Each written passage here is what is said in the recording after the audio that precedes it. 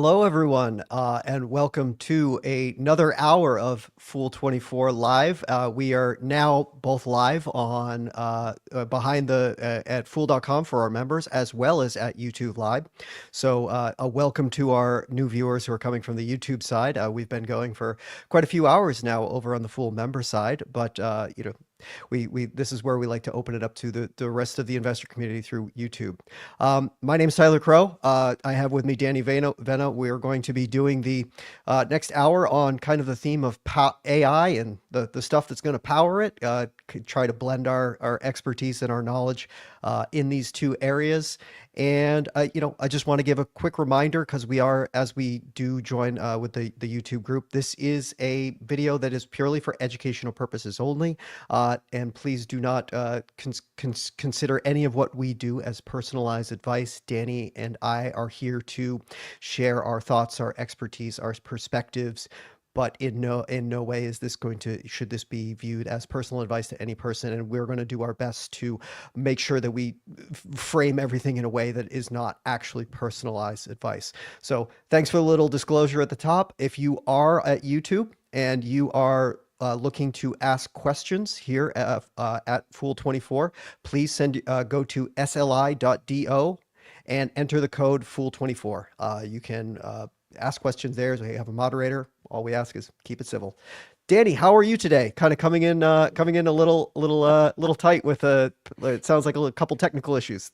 A little under the wire. Apparently, while I was asleep, SDG&E decided to cut our power to make some repairs, and we actually just got our electricity back a little under the wire. So scrambling, but here I am.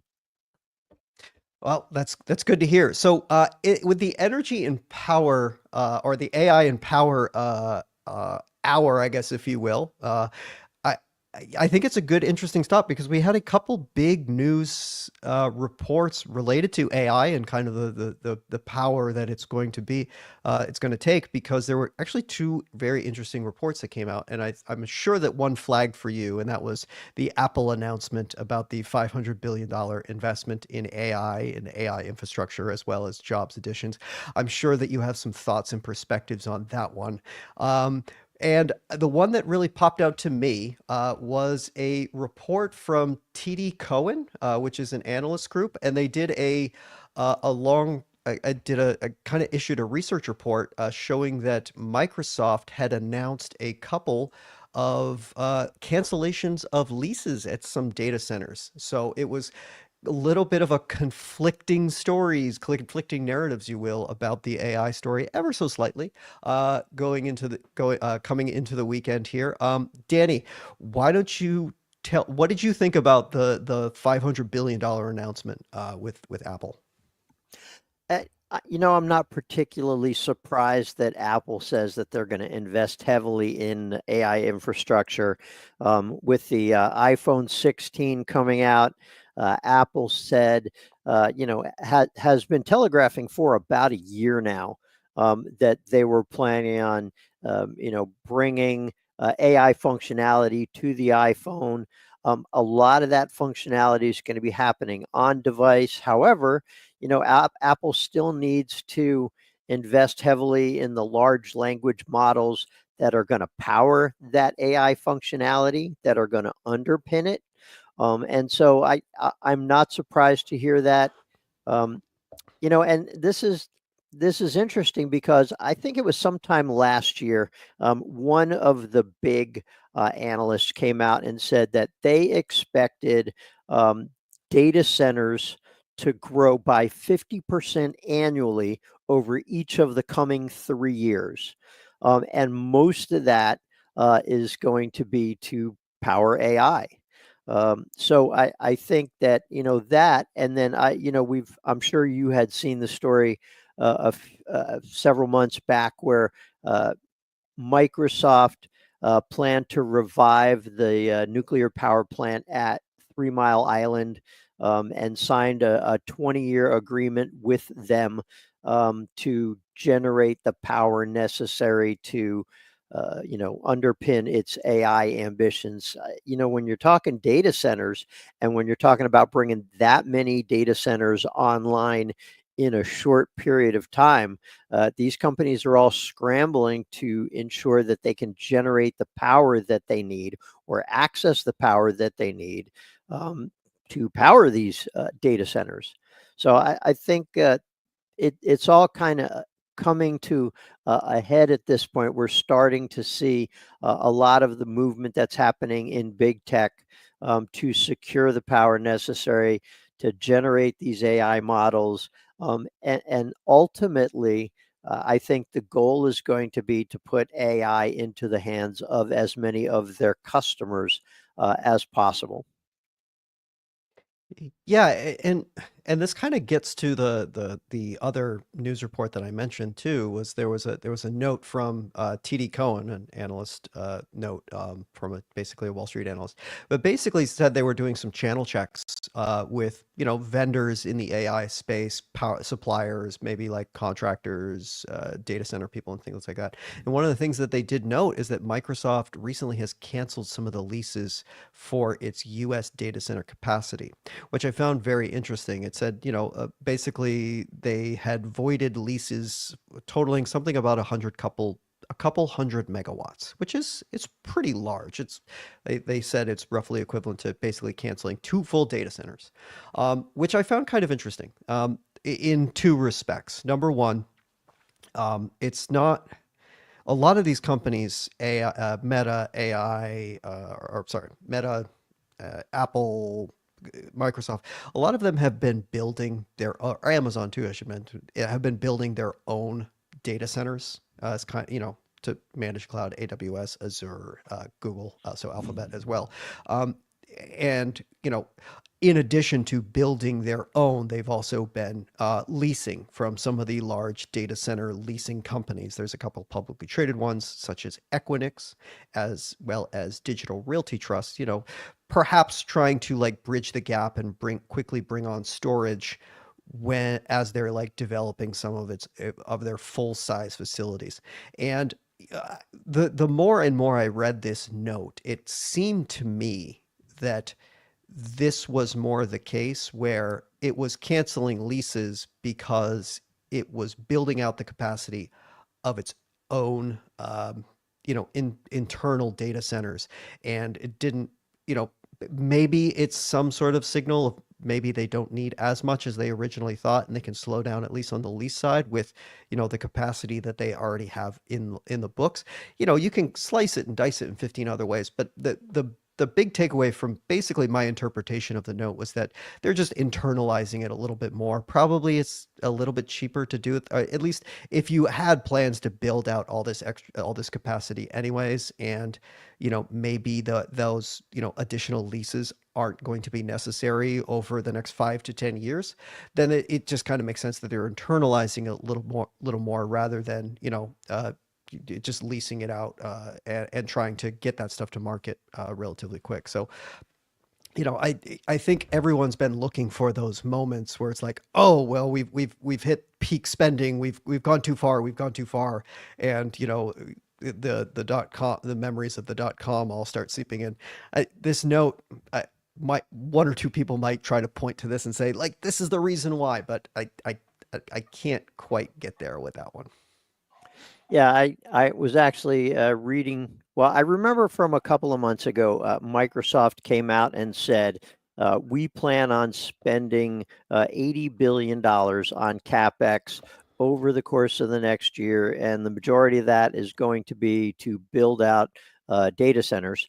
I did see an article this morning where in, light of this analyst note, and the reports of Microsoft canceling some of its data center leases, Microsoft came out and said, and I'm quotes here, we may strategically pace or adjust our infrastructure in some areas. And to me, that sounds like the company is still planning on.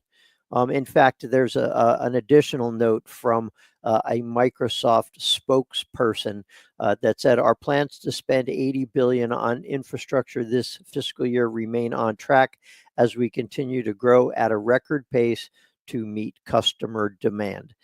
So to me, that sounds like I think you're absolutely right. I think what they're doing is they're maybe reallocating some of the resources.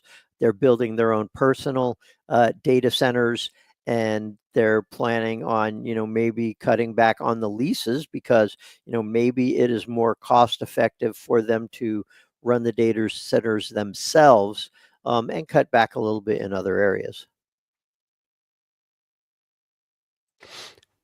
So we got a few questions coming in, and I see some are for you, some are for me, and so I think we'll just dive right in. I know we talk AI and power, but this we do try to touch on anything that we can. And this is a question that John Gallegos actually asked me last week, and said bumped it up as a nice little reminder for me to mention it in this hour. So the question is, good morning and happy Monday, everybody. Any thoughts on the Paramount Resources earnings report and the dividend and special dividend announcement? So Paramount Resources is actually a company that only trades on the Toronto Exchange under the ticker POU, oil and gas company, for those who aren't necessarily familiar. And the reason that this is probably getting attention, and why John is bringing attention to this, is because the company announced a pretty sizable special dividend of about $15 per share, which for a company that typically, does a very modest dividend of less than $1 per share, $15 is a lot, right? It came after a very large asset sale at the time. And so uh, as far as the earnings report, its earnings report hasn't actually come out yet. They just gave some operational guidance as a result of this dividend, a special dividend, and its announcement of special dividend, and like some of the operational update, but it actually hasn't released any financials related to its earnings report.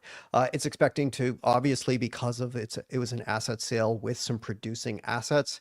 It's going to have a sizable reduction in its production per annualized production, and there are plans to start to bump that back up again with a drilling plan that looks like, I, as far as like how this relates to the rest of the rest of the business, I really, before I comment too much on the quality of the plan or anything like that, I'd actually like to see the actual earnings report versus just a development plan and earnings update. So, John, why don't we check back in a few weeks when the actual earning report and the annual report have come out? So we have a question in the queue from Ed, from about 4 minutes ago, and Ed asks, if Microsoft is canceling to some data center contracts, is that a negative for companies such as EME? Now, that's ticker EME, and the company is MCore Group. Now, it's not a company that I follow very closely, but a quick look, it looks that they are primarily Danny, you walked providing. right into my territory. Well, Tyler, why don't you give us a rundown of the company, and then I can throw in my 2 cents on the data center contract part. Sure. So MCore Group is the nation's second largest electrical and mechanical contractor. So you need an electrician or you need somebody to do your HVAC work. It's probably going to be either MCore or Quanta Services. They're number one, number two in the country in terms of total size. And this isn't just like building development too. This is also like transmission lines and big utility scale like developments, transformers, things like that. It's not just like the electricians that go into your house. These are the big buildings. This is the large jobs that we're talking about here. And the reason, obviously, electrical and mechanical contracting is a big deal when it comes to data centers, because I think about 55% of the entire cost of a data center is related to its electrical and mechanical work. These things, data centers crank out a lot of heat. And so we got to keep it cold, and we got to be jacking that thing with as much power as we possibly can. So it certainly keeps the electricians busy trying to keep these buildings running at optimal speed. Um, as far as if it's a negative, I mean, I can't spin it as a positive. Obviously, if we are to see a slowdown, that would affect future growth. But the thing I would like to point out is that data centers, while a nice growth engine, is one of like 7 or 8 end markets that this company operates into.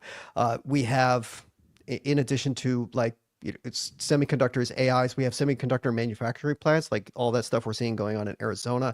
A lot of the automotive plants that are being built, anything with any sort of like significant manufacturing footprint that requires automation, electricity, advanced manufacturing that we have been going over the several years. So you have a nearshoring tailwind for the business. You have this AI tailwind is going on.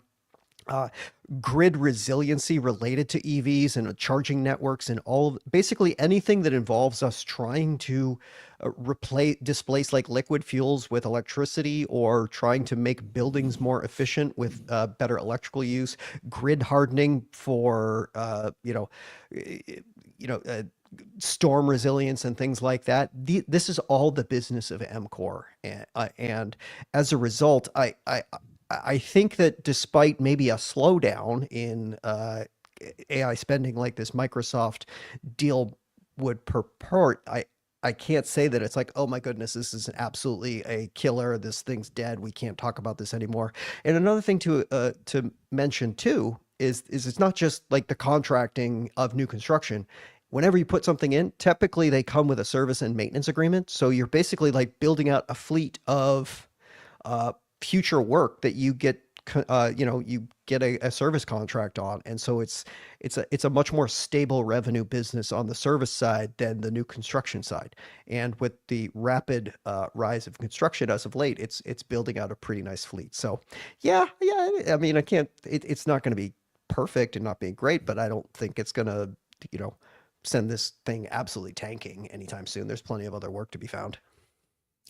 Yeah, I mean, and when you think about it in terms of Microsoft, if Microsoft said to existing data centers, we're going to cancel our leases here because we're building internally, that sounds to me like a lateral shift in where the demand is going to be.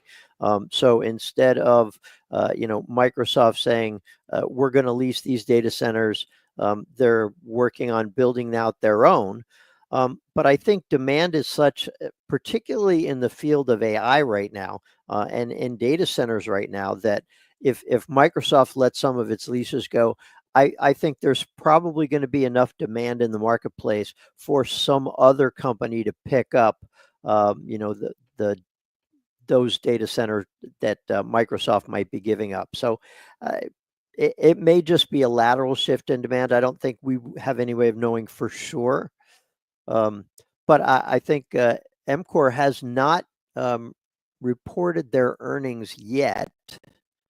Let me see if I can take a quick look and see when they're planning on, let's see, ticker EME. It is According to Wednesday. We can actually Wednesday, there follow you up go. on this week on this question. So, So yeah, they we might report on have an answer Wednesday to that before the bell. sooner than Yep. later. Yep. And I'm You know sure what? if there's anything, sorry, go ahead. I was we have a follow-up question already from Besties related to MCore because apparently electrical contractors is way hotter than talking about AI and chips Woohoo. demands. Let's talk about contractors, right? Besties says, I just sold out of EME. I had a small share based on a Motley Fool rec, but I prefer not to leave my money in this. What is your thesis to still hold EME? I think I kind of laid it out a little bit, at least from the big picture. There's a lot of other outlets outside of AI that are going to be growth engines for this company. Last time I checked, I think it's backlog of work, which is they're called remaining performance obligations (RPOs). It's very similar to a backlog. It's just that those are jobs that take longer than 1 year to complete, and so backlog it's a little bit of a simile, but not necessarily like a true reflection of all their jobs. Because if they pick up something that takes like 6 months, that doesn't go into the RPO. It has a record RPO. Its margins are expanding. Its returns are expanding. It growth has been some of the best it's seen in a while. Yes, I could, if you are genuinely concerned that we're headed for a like major contraction in construction spending and that AI spending is going to grind to a screeching halt, I think that would be the bear case against it. I don't necessarily believe that that is what is going to happen. I still own this. And actually, with the stock currently trading at 20 times earnings with an earnings report coming out in the fourth quarter, which is expected. I'm trying to look up the analyst estimates for this coming quarter. They're for full year 2024, they're expected to grow revenue by 16%. They're expected to grow earnings per share by 57% year over year. Yeah, it's not as much as the 64% that they grew year over year, but I can't think of a lot of other companies where I'm going to get 57% growth at 20 times earnings. So we had a question that was sitting in here from about an hour ago. This is from For the Bees, which I think is an interesting name there. But For the Bees said, I hear many jokes about investable corporations spending millions, billions as just sofa or pocket change. How are average people to view different sofas and pockets? Now, I don't know exactly what this particular comment uh, resulted from, but I remember making a similar comment one time last week saying that, spending this kind of money was, change that, one of these big companies would find in the sofa cushions. So I thought perhaps I would give this a little bit of perspective and just, from my view of things. So two of the biggest companies in the world are Apple and Nvidia, ticker AAPL and ticker NVDA. And so I thought I would just go take a look to see what their spending is on a given quarter. And for example, in the quarter ended the end of December, Apple had operating expenses of 15.4 billion. So that would work out to, I want to say, about $62 billion a year for a run rate. Nvidia spent about 4.3 billion in the quarter ended. Let's see, December the 20. What was it? End of the quarter there. October 27th, and we're going to be hearing from them actually this week. So 4.3 billion, that comes out to about 17 to 18 billion in operating expenses. So if you hear folks talking about, the occasional $1 billion or $500 million is, sofa or pocket change, I think we're probably just making light of the fact that, you have a company that's worth more than $3 trillion, and they spend, billions upon billions of dollars every quarter just in operating expenses. That's kind of how I view it. We're making light of it, and certainly not something to take too seriously. Yeah, I actually remember. I remember that statement because we were talking about there were several companies that NVIDIA had in its portfolio that it subsequently sold. I think Nano X Imaging, Serve Robotics were two of them. I can't remember the other two. And these were both, I think at the end of the day, they were like 8 million to $13 million investments. Again, so if we just do a quick back of the math, that's like less than 1/100th of a percent of like Nvidia's market cap or operating, and probably like same thing, like even less or less than on its on operating earnings basis. And this is what we're kind of insinuating. And the point that I think we were making with it too is that a lot of these companies will kind of use the the investment from a Nvidia or an Amazon or somebody like that is some seal of approval that it means, oh, they must believe in this, they must really thinking that this is going to take off, when it's such a small low stakes investment into these companies for somebody like Nvidia. It's really hard to say. I don't necessarily know exactly like how much due diligence they went into it because it is such a small component of the business. It's for them, they're like you said, pulling money out of the sofa cushions, probably just for a lottery ticket. And if it works out, and they can kind of take a look, they buy it, they get a chance to look at the financials. Maybe they can look at Nvidia, particularly, be like, well, how much do they need in chips? It's probably like the most important question they're asking when they look at somebody like those companies. But and in any given quarter, they can just let those relatively minor, actually not relatively minor, absolutely minor positions in their portfolio. They'll just let them go, and it it can be like, for market commentators or something like that, we can, it might be spun into hyperbole of why is Nvidia's betting the farm on this stock, or why they let it go. And it just kind of, it is a little bit of a hoopla. But for a company like Nvidia, it's not going to be a material game changer for these companies. And so, don't, when you're looking at some of those smaller ones that get the seal of approval from very large companies, don't necessarily think of it as a ringing endorsement. Just think of it as well, they're going to give it a shot. Let's see where this goes. Yeah, I actually went back and looked, and that was well remembered, Tyler. I went back and looked, and the three companies that we're talking about was NanoX Imaging. NVIDIA sold a stake worth $429,000. Serve Robotics, it Ooh. sold a stake worth $50 million. And SoundHound AI, and it sold a stake worth $34 million. So, altogether less than $85 million for a company who spent, 4.2 billion in the most recent quarter. So that's kind of just to give it some context there. So I see there was two comments from 2 hours ago, and I think I'm going to answer them both at the same time because they're both about Sure. Berkshire. Investment Vertigo asked both of them. One of them was, I've added to my Berkshire shares because I believe in the direction, thesis, and execution. Still heavily in good US stocks, having cash to deploy strategically.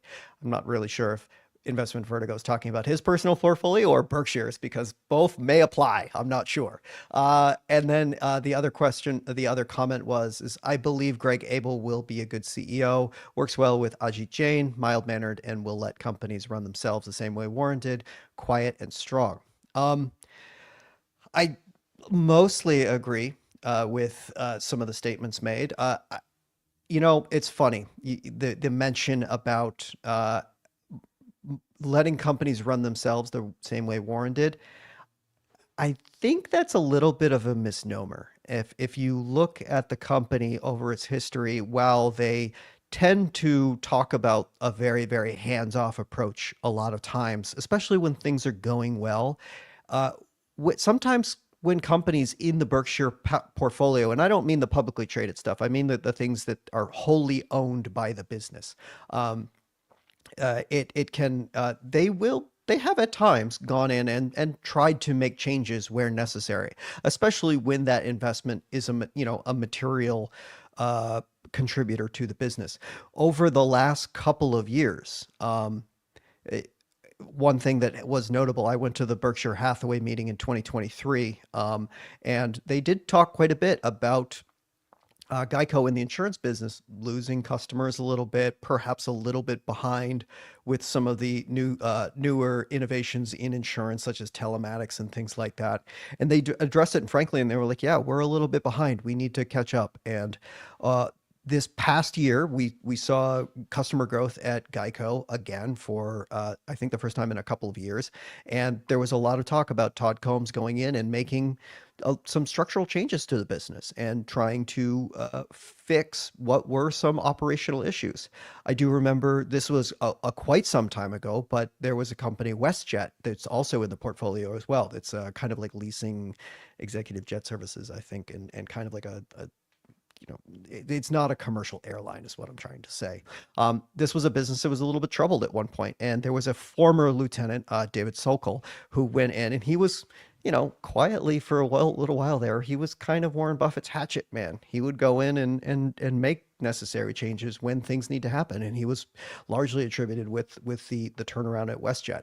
And so I think it's a bit of a misnomer to say like let the companies run themselves, because there have been moments where when things aren't working out and it is very much in their interest to fix it, they have done it. And I think those are two great examples of it. Obviously, there are some that in the annual letter that came out on Saturday, he mentioned he's like, some of them just haven't turned out, and they consciously for the longest time haven't sold wholly owned operated business. They just kind of harvest the cash and use the cash elsewhere if the business isn't able to hold up. I mean, I don't want to make any comments on how great stuff is, but I can't think of a lot of people that are getting into what's the name of the catalog ordering company, like Oriental Trading or something like that. I can't imagine that business Indeed. is like firing on all cylinders in the Hathaway portfolio. But I think most of Investment Vertigo's comments, I do believe in. They're invested heavily, despite the talk of like it has $300 billion in cash. But it's like, yeah, but there's a lot of operating portfolio, wholly owned operating companies in the portfolio that is like multiples larger than its publicly traded portfolio. There's also a bunch of foreign listed companies that he invests or Berkshire invests in that they don't disclose on the 13F. They mention those as well. There's the five Japanese conglomerates. I can't fire them all off of my head, but I know Sumitomo is one of them. Um, I think a lot of the things that they're doing well. They do it as well as they always have. I mostly agree with Greg Abel being a good CEO. I I am a little bit curious with Warren gone, how much will the investment strategy change? Todd Combs and Ted Weschler have in the past. If you look at kind of the acquisitions that are made, certainly some of the smaller ones in the Berkshire portfolio have been a little bit more tech centric than I think anything Warren Buffett would have ever done. And with those guys kind of taking over the reins and having a more significant stake in the investment decisions, I would not be surprised if there's a slight transformation in some of the companies that Berkshire is willing to invest in. I did take a quick look and pull those up for you. So the names of these companies, and I'm going to try not to butcher them. The five Japanese companies in Berkshire's portfolio are Itoshu, Marubeni, Mitsubishi, Mitsui, and Sumitomo, Yep. Yep. in case Yeah, and I anybody think was combined, interested. I think combined they have about a market cap investment in those today is roughly equivalent to about $25 billion. And I think I read somewhere over the weekend that Warren Buffett said that he was planning on investing more in those five companies. Apparently, there was some agreement reached that would allow him to invest in those companies and take his ownership above the 10% threshold, which I guess he had to come to some agreement with Japanese regulators about, Yep. is my understanding. Yep. So I did see one question in here from Mikey about 3 hours ago. More of a statement. Celsius isn't really clean or healthy like they want you to think. I think it's something people will ditch when they start caring about what they eat or drink. This is Celsius Energy Drink Company, ticker CELH. And I guess there are two sides to that. The first side is that Celsius claims that they are a better alternative to other energy drinks because they have vitamins, there's fewer calories, still a lot of caffeine in it, but they're sugar free. They don't have any high fructose corn syrup, no aspartame. They put in vitamin B and C. On the other hand, saying that they're better than other energy drinks isn't necessarily, to use Tyler's phrase, a ringing endorsement. It can have up to 300 milligrams of caffeine in one 16-ounce can. They use other artificial sweeteners. They've got guarana extract and taurine in them. And so anyone who is sensitive to, some of these, high caffeine or high influx of artificial energy into their systems, it might not go well for them. So, yeah, I agree with your statement in principle. I don't think it's necessarily good for you. In fact, I would go so far as to say I don't necessarily think there's any energy drink that's particularly good for you. On the other hand, Celsius is saying we're better for you than the other guy. I should be clear. So I went on a dumb research one day because I don't know, on a lark, because I had read so many things, so many marketing and so many like investment articles elsewhere that said like, oh, because it's healthier, it's healthier, it's healthier. And so I was like, well, they say it's science backed. So I was like, well, what's the actual science? And I was able to track down the papers that they used for this. And here's the interesting part. When they say that they are healthier because they contain vitamins based on the scientific paper, the comparison that they used for the study was Diet Coke. It wasn't any other energy drinks like Red Bull or Monster or anything like that. The baseline energy drink that Celsius uses for its comparative studies is Diet Coke. So take that for what you will. And you know, I've gone back and forth on this a lot because like it's just clearly marketing. And there's a lot of companies out there that you know embellish a little bit when it comes to marketing. And so, if they can market it that way and people will consume it in that way, yeah, I guess. I mean, it's a little, a little bit of an embellishment that some people might feel a little icky about, and maybe some people might make slightly different choices if they knew, what they were actually doing the comparisons with. But, you know, it is it's a caffeinated drink. Like I think we can all realize that, yeah, a lot of caffeine. It's going to give you a buzz. Doesn't necessarily mean it's healthy for you. I mean, I'm not one to talk. I drink so much caffeine and energy drinks, I could probably give a horse palpitations. But I'm not trying to make any claims that I am healthy by doing it. Fair enough. So there's another question in the queue here from Ed about 3 hours ago. Do you think today there still might be downside risk for the trade desk, ticker TTD? Um, Investors may recall that when the trade desk reported their most recent earnings, they did not meet analysts' expectations. They did not meet the company's internal expectations. They said, we had some issues and we had to do some, adjustments during the quarter. And instead of revenue growing, like 26%, as it had, I believe it was 26% in the sequential quarter, growth decelerated to about 22%. And management says we have a plan to reaccelerate our growth, and we're going to take a number of steps. So for me, and again, this is not personalized investing advice. This is my opinion and what I plan to do with my own portfolio. I think the trade desk has a really strong track record of growth, of execution. They are one of the leaders in programmatic advertising. And sure, they hit a speed bump. And I don't think I've ever seen a public company that did not. I like that management came right out and said, yeah, we screwed up. We took our eye off the ball. We didn't do everything we said we were going to do, and we're going to fix it. They didn't make excuses. They didn't say it was the weather. They didn't say, we got hacked or anything. They just said we screwed up.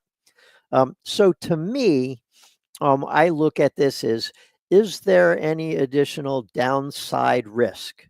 Well, I see downside risk as either near term or long term. I think there may be some near term risk as the company basically works through whatever the issues were that caused them to stumble in the first place. And I think over the longer term, I'm willing to reserve judgment until and give management the benefit of the doubt because they have such a strong track record. So over the short term, the stock might be a little bit volatile. Over the longer term, I personally still believe that the trade desk will be just fine, and I'm certainly not selling any of my shares. I don't have any comments on the trade desk, so I'm going to leave Danny to it, and I'll just go onto something completely different. And we're talking a little bit about AI and power, and Besties has a couple of questions here. I'll actually, you know what? I'm going to start with Tim Jungels because I can kind of punt on this one a little bit. Tim Jungels asks, "What are your feelings toward Rockwell Automation, similar to MCore in that they sell electrical equipment?" I'm actually going to punt on this one a little bit. I am aware of Rockwell Automation. I've, read up on a couple times, but it's been a minute since I really brushed up on them. Certainly, since talking about it in terms of like electrical equipment AI sort of investments. So I'm going to leave that one in the queue for a little while, and I'll be sure to do my homework for the next time that we have one of these AI and power sort of sessions. Bestie asks, one more interesting AI power play or any energy power for that matter. EQT, company and ticker are the same thing. What is your outlook for the next 5 years for EQT? Better plays for EQT. So EQT is a natural gas producer with I think all, unless I'm mistaken, of its assets are in the Marcellus Shale Formation in Pennsylvania, as well as I think some of the Utica, but those are kind of like right next to each other. One's in Ohio, one's in Pennsylvania. They're really close. They also have some pipelines and things like that to delivering natural gas from these regions to major markets, including New York City, things like that, and connecting to some of the major natural gas pipelines that crisscross the United States. The management has done a considerably better job. The Rice family was somebody who owned a natural gas company. EQT bought them. So they bought out the Rice Energy business, and then Rice had a pretty substantial stake in EQT after the merger. The Rice family wasn't too happy with the way that EQT was managing the business, so they kind of did a proxy fight, I guess, if you will, to take control of the business. They have since taken control and started to cleaned up a lot of EQT management's mess and done a respectable job of that. They have a nice low cost asset base in the Marcellus area, which is an advantageous place to if you have to drill gas and only gas. It's one of the advantage places. And obviously, when we talk about power for AI, I know there's a lot of talk about nuclear today, but there is a little bit of a mismatch between immediate power demand from AI and when nuclear facilities can go online. And that mismatch means that we are probably going to have to resort to faster to deploy energy sources. And today, the two fastest deployment methods that we have in the United States are natural gas, and then probably solar is number two. These are our fastest to market options. Wind takes longer. Building a full steam boiler for a coal plant takes even longer. And then, nuclear, man, we're like 10 years from that. So if we really want to address the growing demand for power from AI, we're probably going to rely heavily on natural gas and, to a lesser extent, solar to meet that growing demand over the next several years. So that is kind of like the core thesis on somebody like EQT is that natural gas is going to have to play a significant role in meeting power for the early phases of AI growth. And in addition to that, exports of liquefied natural gas is a big, big business in the United States. I think we are the largest. I'm like 99% confident in that. There was like a brief period where Qatar was the largest, and they had like brought on a massive facility, and I think we might have like danced number 1 and 2 with them for a while, but I'm pretty sure that we have grown past them again. LNG exports is a huge business, which is also kind of a boost for natural gas in the United States. And so those are kind of the core theses on growing demand and why that would make sense for EQT. Now, let me just present the bear case, because there is a bear case with most of these businesses. Number one, natural gas is a commodity. There is no such thing as premium natural gas. You don't get bonus points for selling natural gas in Pennsylvania versus selling it in Texas. I mean, there's some regional price discrepancies, but it's not like massive. So as a result, you have to sell to whatever the market is going. And this is a very cyclical market where it still depends very largely on like winter conditions in the United States. So if you have a really mild winter, gas prices can absolutely plummet. Over 2024 winter, this past year, we had a relatively mild winter, and LNG growth was a little slow. And so we saw some incredibly low gas prices. And for like the first 6 months of 2024, EQT's production was actually barely breaking even. So you do have to keep this in mind, that this isn't just a pure profit business. Demand's going to go, everything's going to be profitable all the time. It's going to go through these very wild cyclical moments of pricing that management can balance out ever so slightly with contracts and things like that. But they're still at the whims of commodity prices. And the other component about the commodity prices is important too, is that they are gas only, whereas a lot of oil producers in the United States produce a lot of gas too. If we all recall from several years ago, there were the stories of flaring, right? Why are we flaring all this gas? And flaring methane gas was a very pollutive and seemingly wasteful thing. Well, I think rightfully so, we kind of put the tamper on flaring and tried to limit it as much as possible. But not flaring gas means that we pipe it and we sell it. And a lot of companies who drill for oil don't necessarily care like what the price of gas is. And so they'll just sell it. And there was a point, like I said, last year, during most of last year, the terminal for a lot of like the big oil producing regions, the gas terminals in those regions, like their spot prices were negative. So oil producers were paying somebody to take this product away rather than it being like a monetizable event.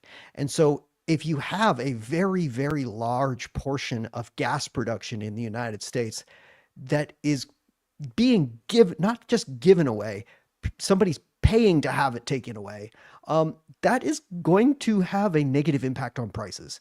And being a only gas producer, you're going to be at those whims. And I could see that being a cyclical challenge that isn't going to be solved anytime soon. And so those are kind of the benefit and downside of EQT. I tend to be a little bit more tentative with purely natural gas producers for that very reason, that there is so much natural gas coming from the oil producers that it kind of keeps a cap on what the possibility of prices will be in the future. So I see a couple questions in the queue. This one was from Ed about 30 some odd minutes ago. And he said, Danny, do you own Zoom Video, ticker ZM? If you do you expect any surprises in earnings? When do members cut bait with this slow grower? Better to sell and keep the proceeds in cash? To be honest, I do own Zoom Video. This is one of the positions that I bought during the pandemic. It's one that I have held since then. And the reason that I held it is not necessarily because I have this strong belief in the company, but because I rarely sell. And it's such a small part of my portfolio. I think it's a little more than 0.1% of my entire holdings. And since I almost never sell, it continues to sit there. So it's not a company that I follow anymore. Now, what I would say is that, it really depends on who you are as an investor. Take a look at the company. Do you believe that the steps that management is taking to expand their business beyond simple, a video meeting platform into other areas. They, have moved into conference call phones and a number of other areas. And if you believe that those efforts will bear fruit, then it might be one that you may want to continue to stay with. Again, it's not a company that I have followed very much lately. I took a quick look to see, what the company's trailing 12-month revenue growth was. It looks like it's actually gone up by, let's see. See, their revenue over the past several years has continued to climb, albeit slowly. But if you go back, there was the big peak that happened between 2020 and 2022 during the pandemic, and then growth went slower since then. So I don't think anybody expects that Zoom is going to grow their revenue like gangbusters anymore. It looks like since the beginning of 2022, their revenue's up by about 13%.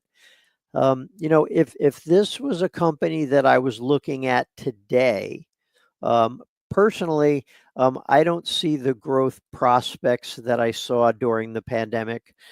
So it's not a company that I personally would put my money into, but I just haven't sold my other position because I sell maybe once every couple of years. I clean out some of the older stuff and I haven't gotten around to it. So I don't follow it that closely. I think there may be some potential there for the future, but I don't plan on putting any new money into it. There is one question from Vihan from 3 minutes ago, and before I give this answer, I have to say this, and I think Danny we both have to bear repeating this. Danny and I are both contributors to the Motley Fool. We are not analysts. We don't have any say in decisions in recommendations or anything like that. And we may hold very different opinions to what certain recommendations that are had in certain portfolios and what are not.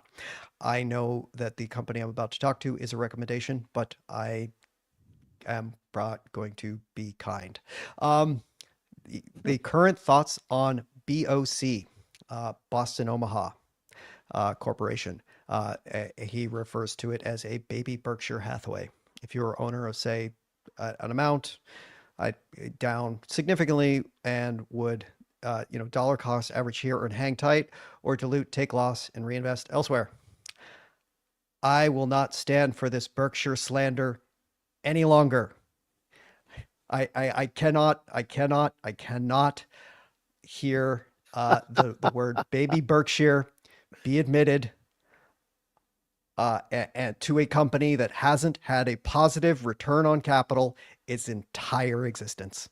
That's in the entirety of Warren Buffett's or Berkshire Hathaway's existence. It has had a positive return on capital at the depths of the .com, the worst of the .com downturn, at the worst of the Great Recession.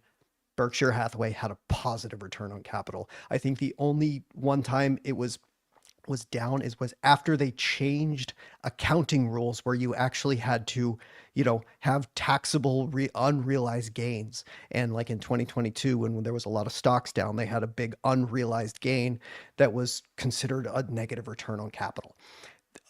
Look, there's a lot of people who have said this is a baby Berkshire because it owns boring things and, is using cash flow to invest in other boring things.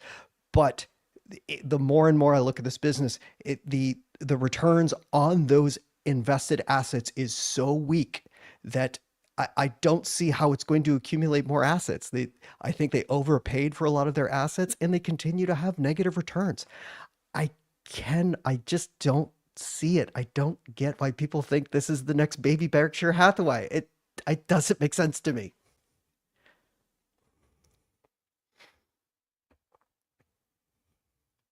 So don't hold back, Tyler. Tell us, is this something you feel strongly Every once in a about? while, it just kind of comes out.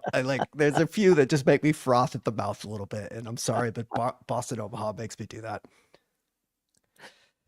So I see a question in the queue from Ed about 3 hours ago, um, asking Meta Platforms, ticker META, Alphabet, ticker GOOGL, and Amazon, ticker AMZN, best Mag 7 stocks for new money.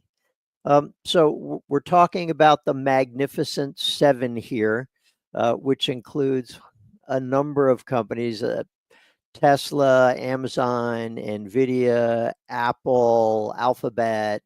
And I think when you're looking at these stocks, a lot of it depends on, what are you looking for in your portfolio.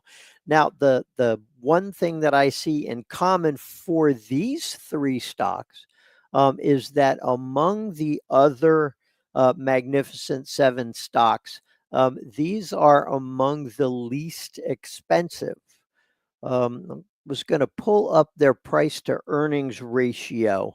I am fairly sure without even looking that Alphabet is probably the least expensive of all of the Magnificent Seven stocks in terms of valuation. It looks like it's got a PE ratio of 22 right now.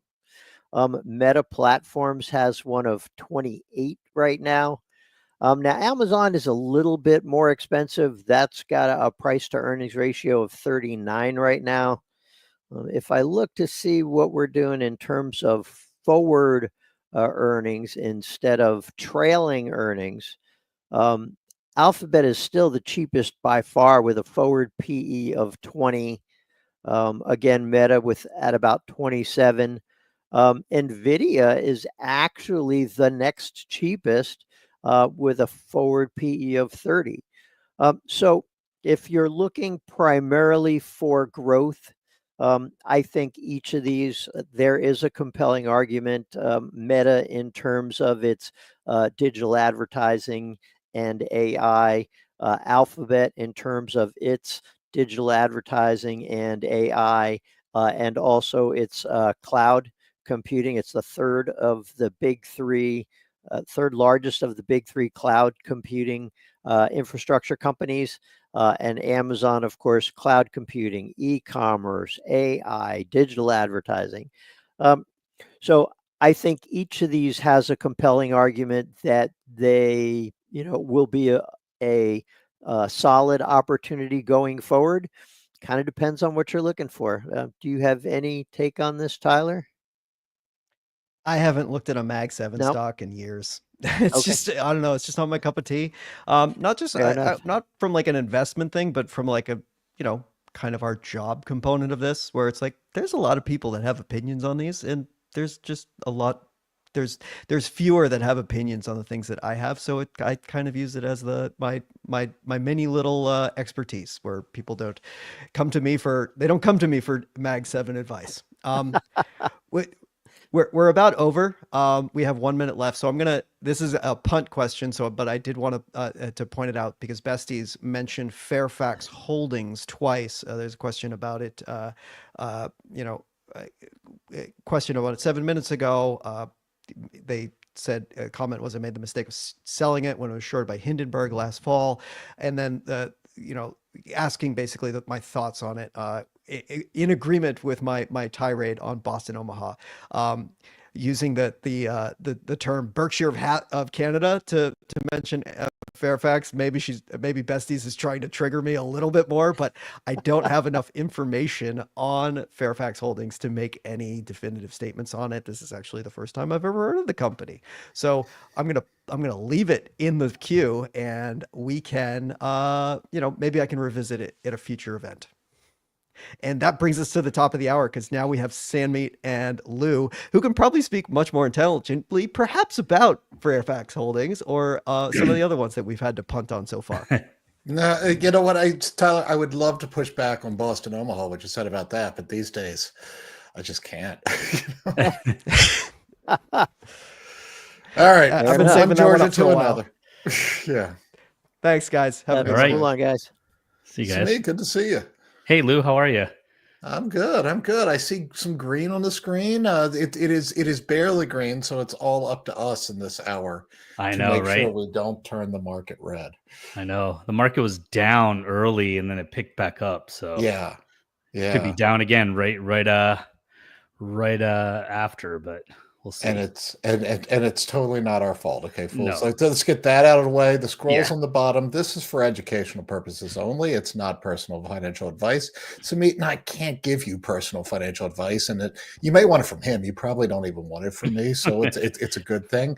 We're going to give you our opinions. We can't tell you what to do, and at least I know I can't speak for the fool too. I'm speaking for myself, and I think that's the way we want it. So we can get right into it. There's one I see already with your name on it that I might be fun for us to talk about.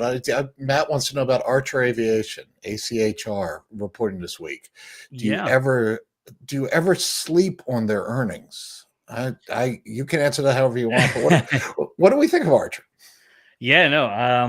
Yeah, I'm not sure what yeah, you can take that question in multiple different ways. I'm not sure. I guess, do I ever sleep on the earnings, meaning they not pay attention? No, definitely not. I mean, it's a small position for me. I own it myself, and it's a very speculative name.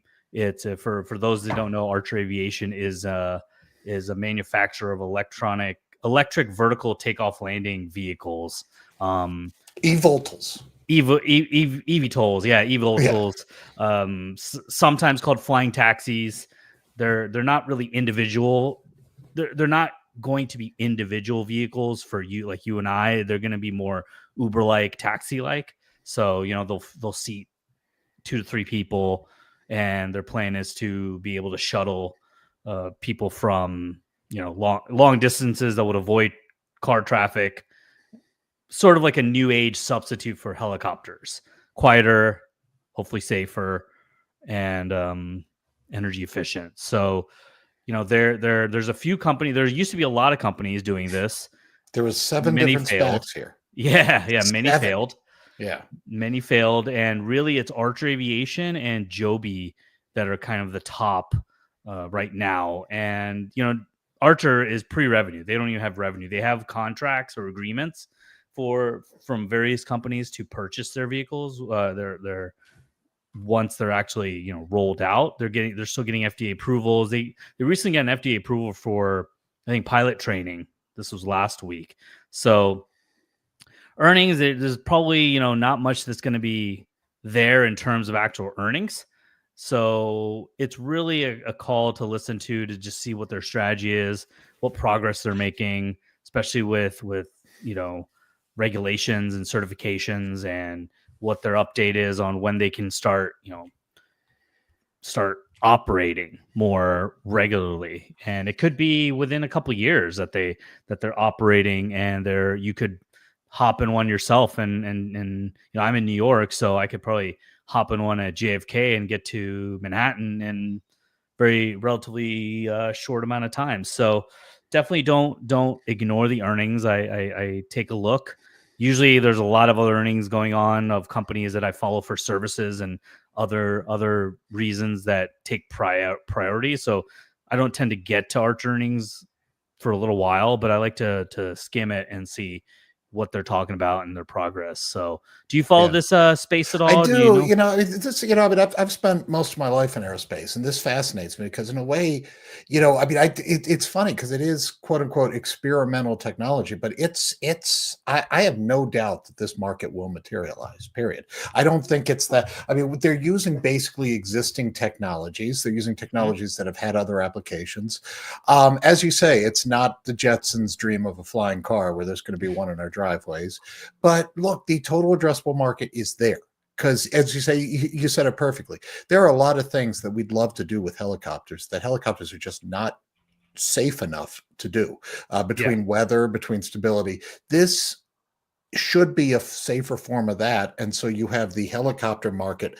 Plus, like a lot of them with Archer and Joby, they're working with the airlines, with Southwest, with Delta, with United. Delta would love.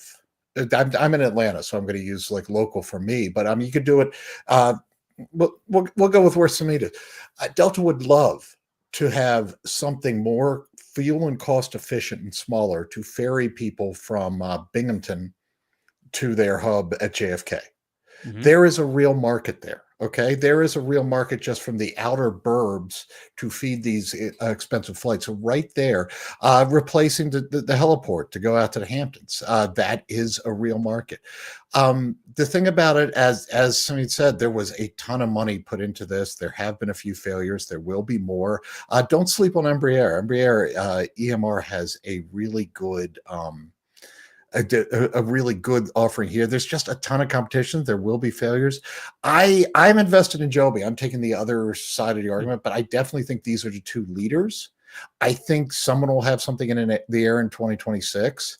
And the question is how big is the market? How quick is the rollout, and like kind of how big they can be versus the hype that's already in it. So I think that to me more is the risk. I think it's more of a risk as a stock than it is as a business plan. And of course that matters, but yeah, I think it's a really interesting place to nibble in a well-diversified portfolio, because I do think that this is the future and it's relatively soon. Yeah, absolutely. I was trying to share the screen so I can show a picture of what these things look like if none of there we go. Yeah, so there you this go. is just their website, and this is a one of their vehicles, the Midnight, and it kind of looks like a helicopter, but it takes off. I mean, it takes off like a helicopter would, up and down, vertical takeoff and landing. And they're also working on some. I think they signed some agreements for defense contractors. So this could be an area, commercial and defense is an area that they could be off into. Actually, there's our headline right here. It was in April though, but it says aims to start electric air taxi trials in India next year. So there's a lot of news, lots of news flow in this company versus fundamentals, because again, it's pre-revenue, very highly speculative. You'll see you can see it up here at the top of the screen, lots of news flow of what their agreements or testing flights or delivering, like there's this delivers first Midnight aircraft to the United States Air Force. So all that has, the stock has been pretty volatile, but over the recent course of, it's been aggressively shooting up, I think, because of news flow related stuff. So yeah, I would say the defense side of it fascinates me. Both Joby and Archer have deliveries to the military, and mostly the military wants to play with them. They want to just see what these things are capable of. It's hard to imagine these things being battle ready, just knowing what could be. There is a similar aircraft that was pitched by a unit of Textron that was more military hardened and was a lot. But I mean, these things, kind of the nature of them, everything that makes them good for replacing helicopters makes them bad for military applications, because they aren't armored, they're light, so you would have to redesign it. It's fascinating. We'll say, and Archer, of course, just did do a big pivot towards defense, which I don't know if that is seizing the market or butterflies about what they did before. I think time will tell on that. That's one of the things I was going to say, like, as far as with these, I'm more interested in the commentary, and I'm really curious for more commentary, because there is a bear case to be made that their recent, hey, let's move into defense, is a sign for panic. I don't think that's true. But I think you can mount that argument. So I think I'd be curious to hear them comment about the future on that. Is sort of the most interesting thing, because as you say, the financials are terrible. They're not making any money yet. We know that. Yeah, you don't invest for the financials on this one. And Matt also asked me another question. I think he had mentioned it before on another Fool Live I was on, but I wasn't able to get to it. But he said that, so David Gardner was on last week, and he said that on Friday he told everybody he invested in Archer largely because of me. Yeah, I had actually mentioned it to him.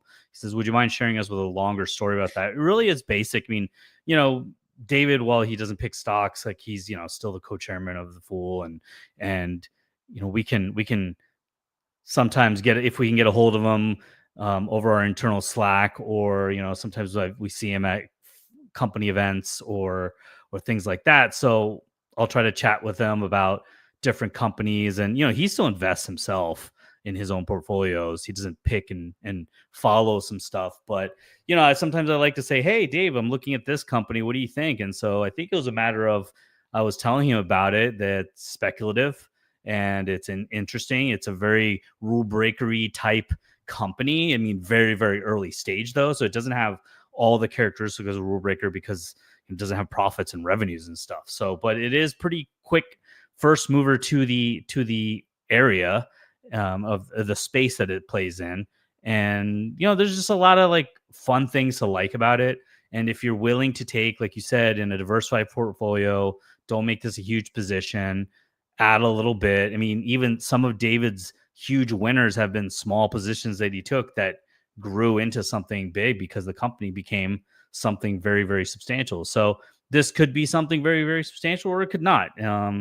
So it's fun to follow though, and gives a little spice to the portfolio and the research. So yeah. Very cool. Very cool. All right. So thank you, Fools. Questions coming in. Zach's a Fool was asking about Raymond James, RJF. I see a nice history of market outperformance and dividend growth and a dividend night to boot. Yeah, Raymond James, kind of neat company. Half of its business similar to Houlihan Lokey, which is one we talk about here sometimes, in that kind of the investment banking for the small to middle or actually very small at times deals, which can be really profitable. It's a really lucrative business. The problem with the business is to move the needle is you got to do a lot of them. So it's a hustle business. I think both of these companies do a pretty good job of hustling in terms of getting that business. On the wealth management side, it's kind of, I never know what to think of the wealth manager because there are so many options out there and so much more DIY but then again, it's still a huge industry and growing. I like this company as an idea for the ballast portion of your portfolio. If you want something slow and steady, shouldn't get a lot of drama, as you say, a nice dividend, so it's decent for income. I don't think there's anything wrong with this stock. I don't think it's like a wow, pound the table, it's going to go to the moon, something like that. So don't think of it that way. But it's a well-run company with a very, very solid built-up niche in what it does. And I have nothing bad to say about Ray J other than, like I say, it's a really tough business for those bankers that do that, because it is a lot. You have to work a lot harder if you're at Ray J than you do at Goldman, because Goldman, you just get this $1 billion deal and you're set for the quarter. Yeah, that's their problem, not ours. Yeah. Raymond James has to work harder for their buck. Just the nature of the beast. Yeah.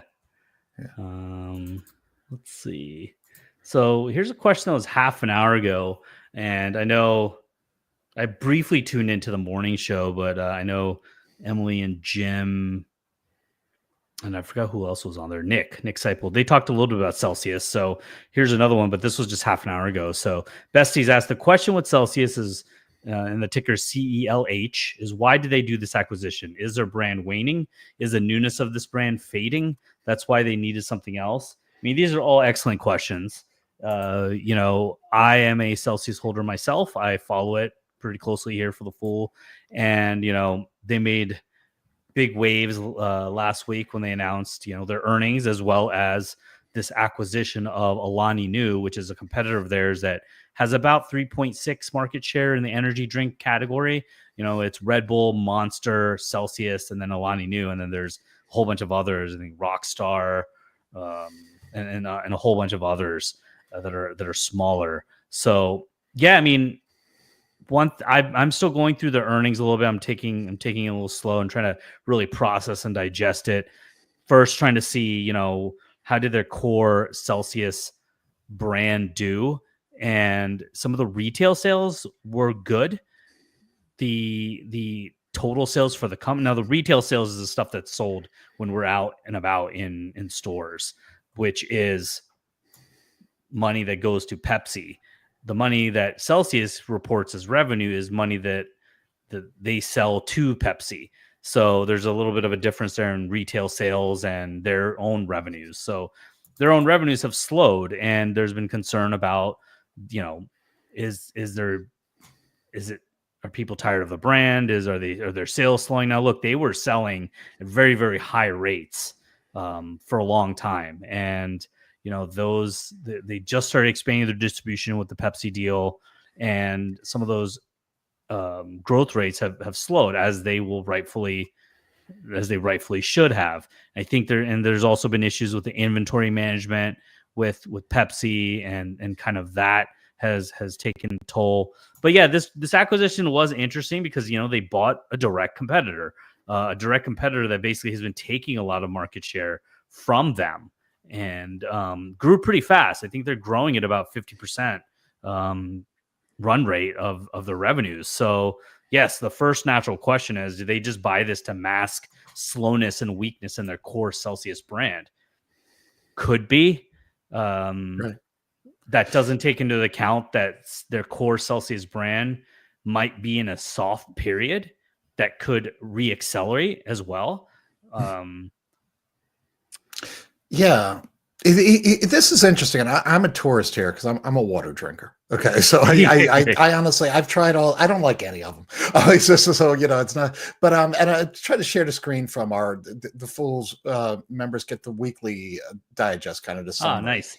And I thought these were pretty good, kind of illustrating what you said. Yeah. And it just occurs to me as an outsider is that, look, I mean, to say the obvious, and I think it's a good question to ask. To say the obvious, that this is a company that this is a growth company. I just said with Ray J, you kind of take the dividend and steady growth and it's ballast. Celsius is set up for growth.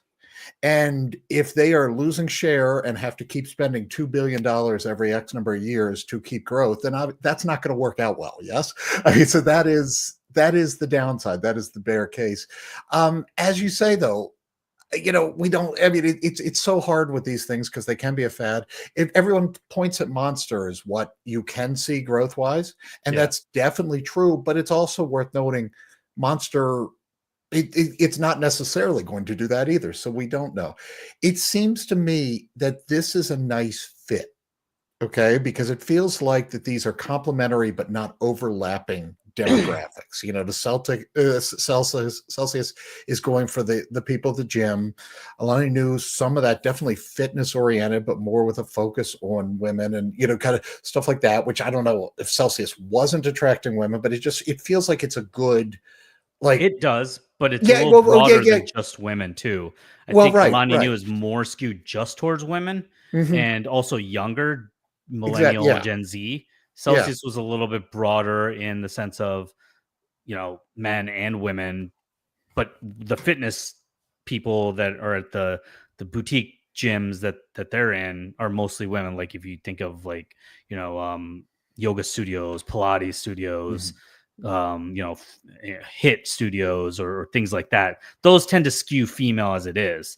As they started broadening out their distribution to other channels, and they did announce in their earnings call too that they're broadening out to Home Depot and Subway, which Subway has about 12,000 stores. So a little bit, it's not completely different demographics.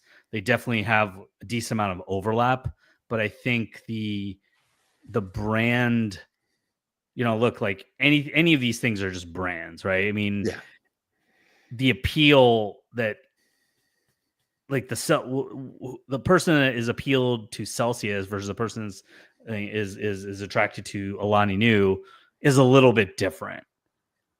So in that sense, they're getting a different, it's complementary.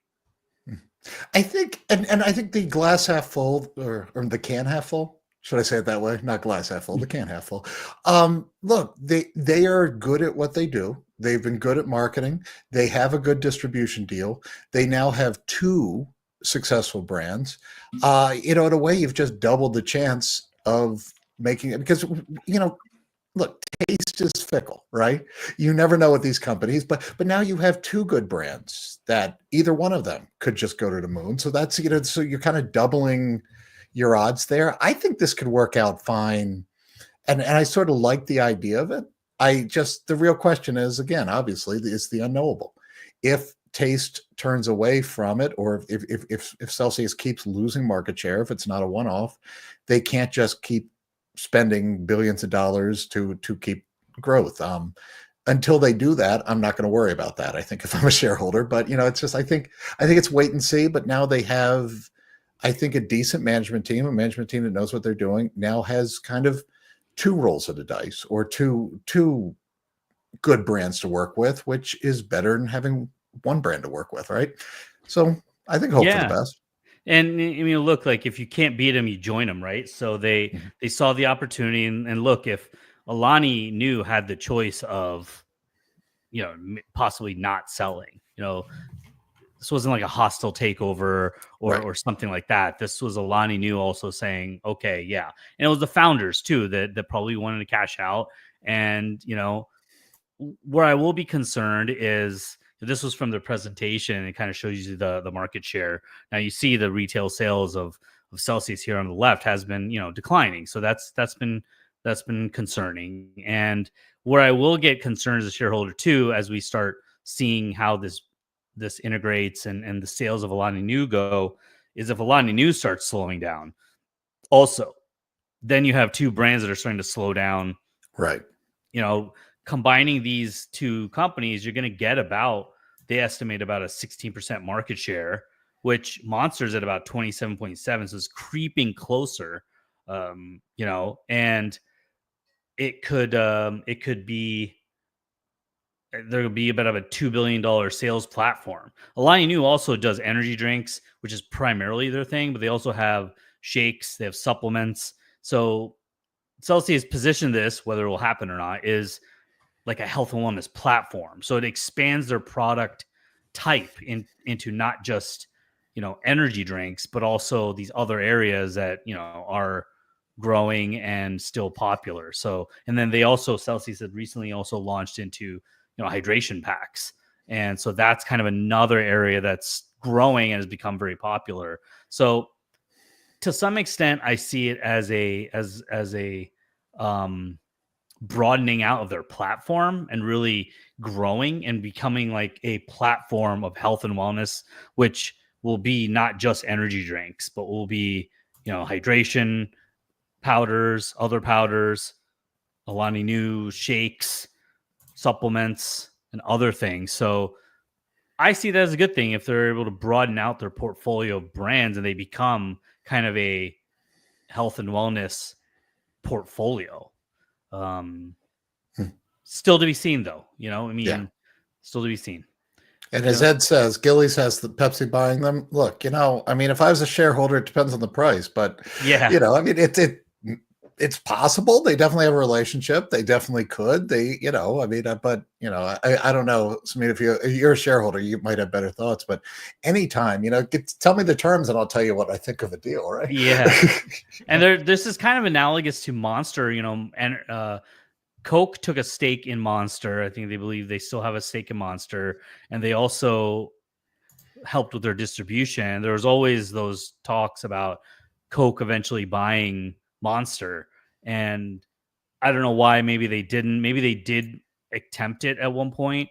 I'm not sure, but what happened probably is I'm speculating is that Monster just started getting too big, and Coke didn't want to really shell out the money.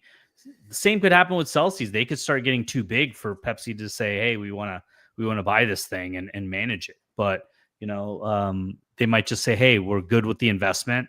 We're getting business from them and distribution as they grow. We get this, more distribution." So it'll be interesting to see. There isn't too much wrong with the fact that the company is scaling. Now they're scaling right now through some acquisition. That's not always the ideal way. You want to grow your grow organically. But look, if they weren't buying Alani Nu and broadening out their platform, doing hydration drinks, people would be like, why are they just sticking energy the whole time? So it's like, you can argue all kinds of different angles, whether they do something or not. So, right. All right, real quick, because we're only at the bottom of the hour, but besties, I have a question about your question. So if you're still on, you said we've seen some Chinese-made short-haul air transports. Any such businesses we can invest here in the U.S.? Not sure if you mean like CNOOC and what they're doing, or like there are some eVTOLs like eHang and stuff that are Chinese. If you mean those, you can invest in those. I'm not going to give individual advice, but I would definitely spend a long time looking at the filings and really thinking about it before you do. But I'm not really sure I know what you mean by short haul air transports if you want to resend there. All right, what do you got? Let's see. Ed wanted to know, do you think regional banks are a better investment than large banks? Any banking stocks you like? I mean, this is beauties in the eyes of the beholder. In some ways, in most industries, I want scale. And, it's better off to invest in the players with scale. And definitely there are a lot of advantages to being the large banks. I don't like the large banks, though, because they are so hard to see inside of. Their balance sheet is a black hole. It's really hard to know what's going on. So personal preference. Big banks over time will do great, but personal preference, I do prefer to smaller banks because it's just much easier to see what's going on. I also find that smaller banks can be more volatile. And like when Silicon Valley happened, I don't think anyone thought JP Morgan Chase was going under. So while Chase probably went down, you didn't get it on sale. A couple of banks that, Live Oak, which is a full favorite and one that I've owned for over a decade, they lost like 30% of their value there. And so you really got them on sale. So you actually, I think, get better entry points. But look, banking is simple. It is the most simple business in the world. You're buying and selling money. There's no factories, none of this stuff that gets in the way, no product design, everything. So I really like it. It is in a way, I think the easiest thing to break down just because it is that simple. And I like personally the ones that I can really just go in there, look at the balance sheet, look exactly what's going on. So I tend to favor the small ones. I don't know. Do you do much with banks? To me, you got an impression one way or the other here? No, I don't really follow banks too much. Regional banks could be good, but they can be risky, as we saw with some of the Silicon Valley Bank and some of the other regionals kind of going under and struggling. Don't have too much more to add than what you already did with banks. Okay, good deal. So Lou asks, what's your thoughts on SG at current price? SG is Sweet Green. Do you follow any of the restaurant companies? Toby and I had a segment where we just talked restaurant companies, and we briefly went over Sweet Green. I have reservations about Sweet Green. One, they're not making money, so they're not a speculative play like Archer, where you're hoping like this is some groundbreaking new technology. But Sweet Green is I worry mostly with Sweet Green in terms of is this a concept as a restaurant that can really grow across the country and succeed in non-urban areas. They started off in DC, they're in New York, great type of business for urban city centers where you have the lunch crowd. They took a hit, I'm sure, with pandemic and less of a lunch crowd coming to their stores, but they're pricey salads. They're like $20 something salads. I don't know how those fly in suburban areas where you could possibly find something more reasonable. So valuation wise, you can't really value them because they don't have earnings, and I think they're pretty expensive even on a price to sales ratio. Yeah, I figured out a long time ago I'm not hip, and so I struggle with things. Well, all of sort of the more consumer the brand is, that I am not going to be a trendsetter, and so trends scare me.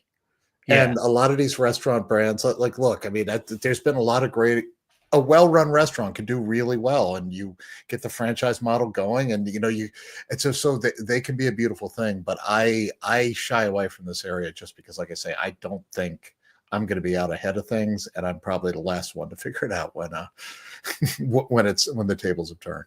Yeah. They're let me just see. I was looking really quick. Yeah, they're trading at about 4 times sales for the trailing 12 months.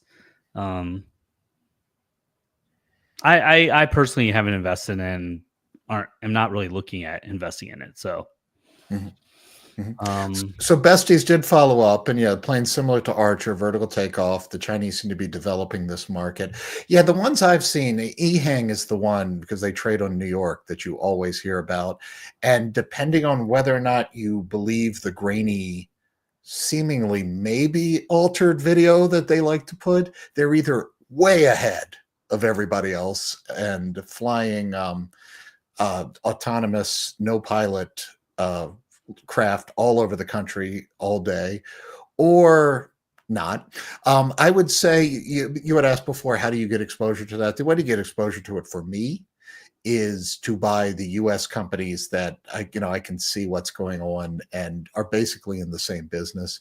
I think that's more, there isn't a lot of difference between the ones I've seen and the well-run the Jobies and the Archers here. So I think it's maybe a preference of whether or not I don't buy a lot of Chinese stocks, so I am sort of biased towards the U.S. ones. I think if you have different feelings, there's nothing wrong with that. They're chasing the same market, and as I said, I think the market is real. I just don't personally see the advantage of doing any of those. That I haven't seen one that's grabbed my attention more than the ones we've talked about. Yeah. Besties has another question. We're getting a lot of good questions for Besties. He says, Samith, Lululemon, LULU, how are they doing in China? It was a growth market at one point. It seems it's still very popular there. Yeah, Lululemon, I think they're on a different earnings schedule. They'll probably report, I believe, next month. But their third quarter report, I was just looking at it, which they announced in December.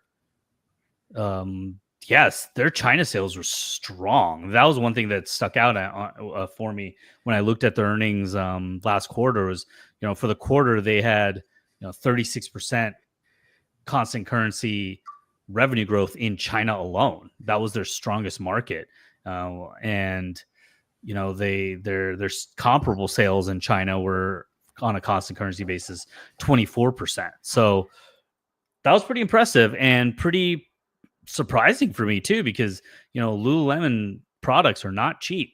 They're very expensive, and they seem to be doing very well in China. And one thing with Lululemon, while they're expensive, they're also very, very well made, very high quality, and they last quite a long time, is from what I've been told.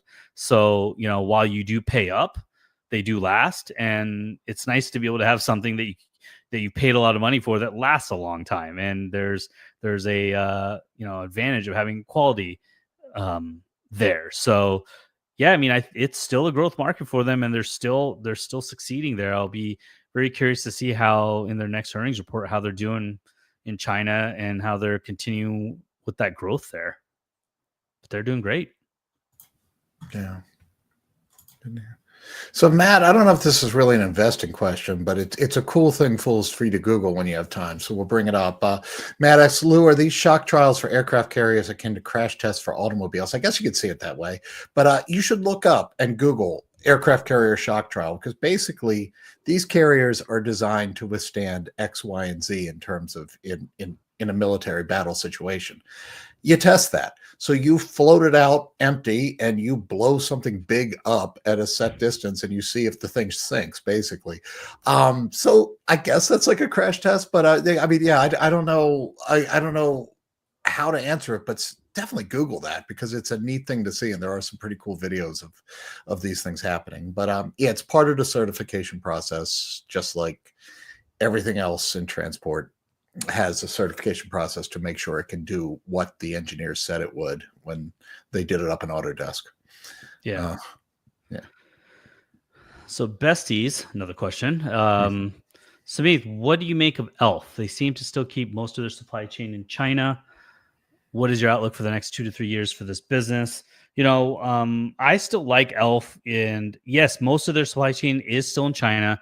I do remember their management talking about, even before the tariffs, like actually, I believe it was during Trump's first presidency where he had talked about tariffs.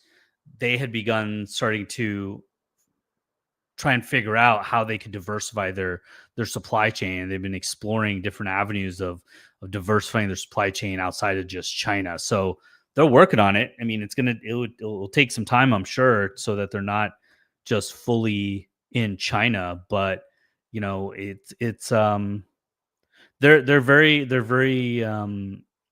intelligent about the way they run their business, especially on the marketing side. They're very, very awesome on the marketing side and very creative, and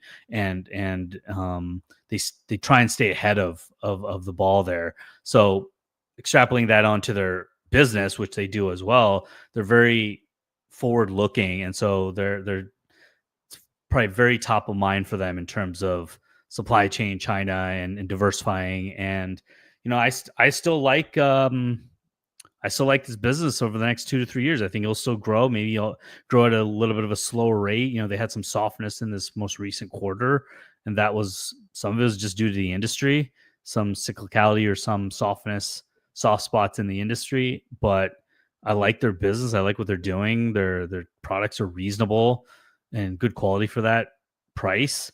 They get a demographic that is hard to get, and they're able to get them to buy more, and they're in a lot of stores where they're very accessible. So I think it's still a great business for the long term. Good deal. Good deal. Casey Whitehead said, and I don't know if you follow either of these, but are Kinsale and Taiwan Semi, KNSL and TSM, are they still good investments? I will say I own both of these, so I guess I think so.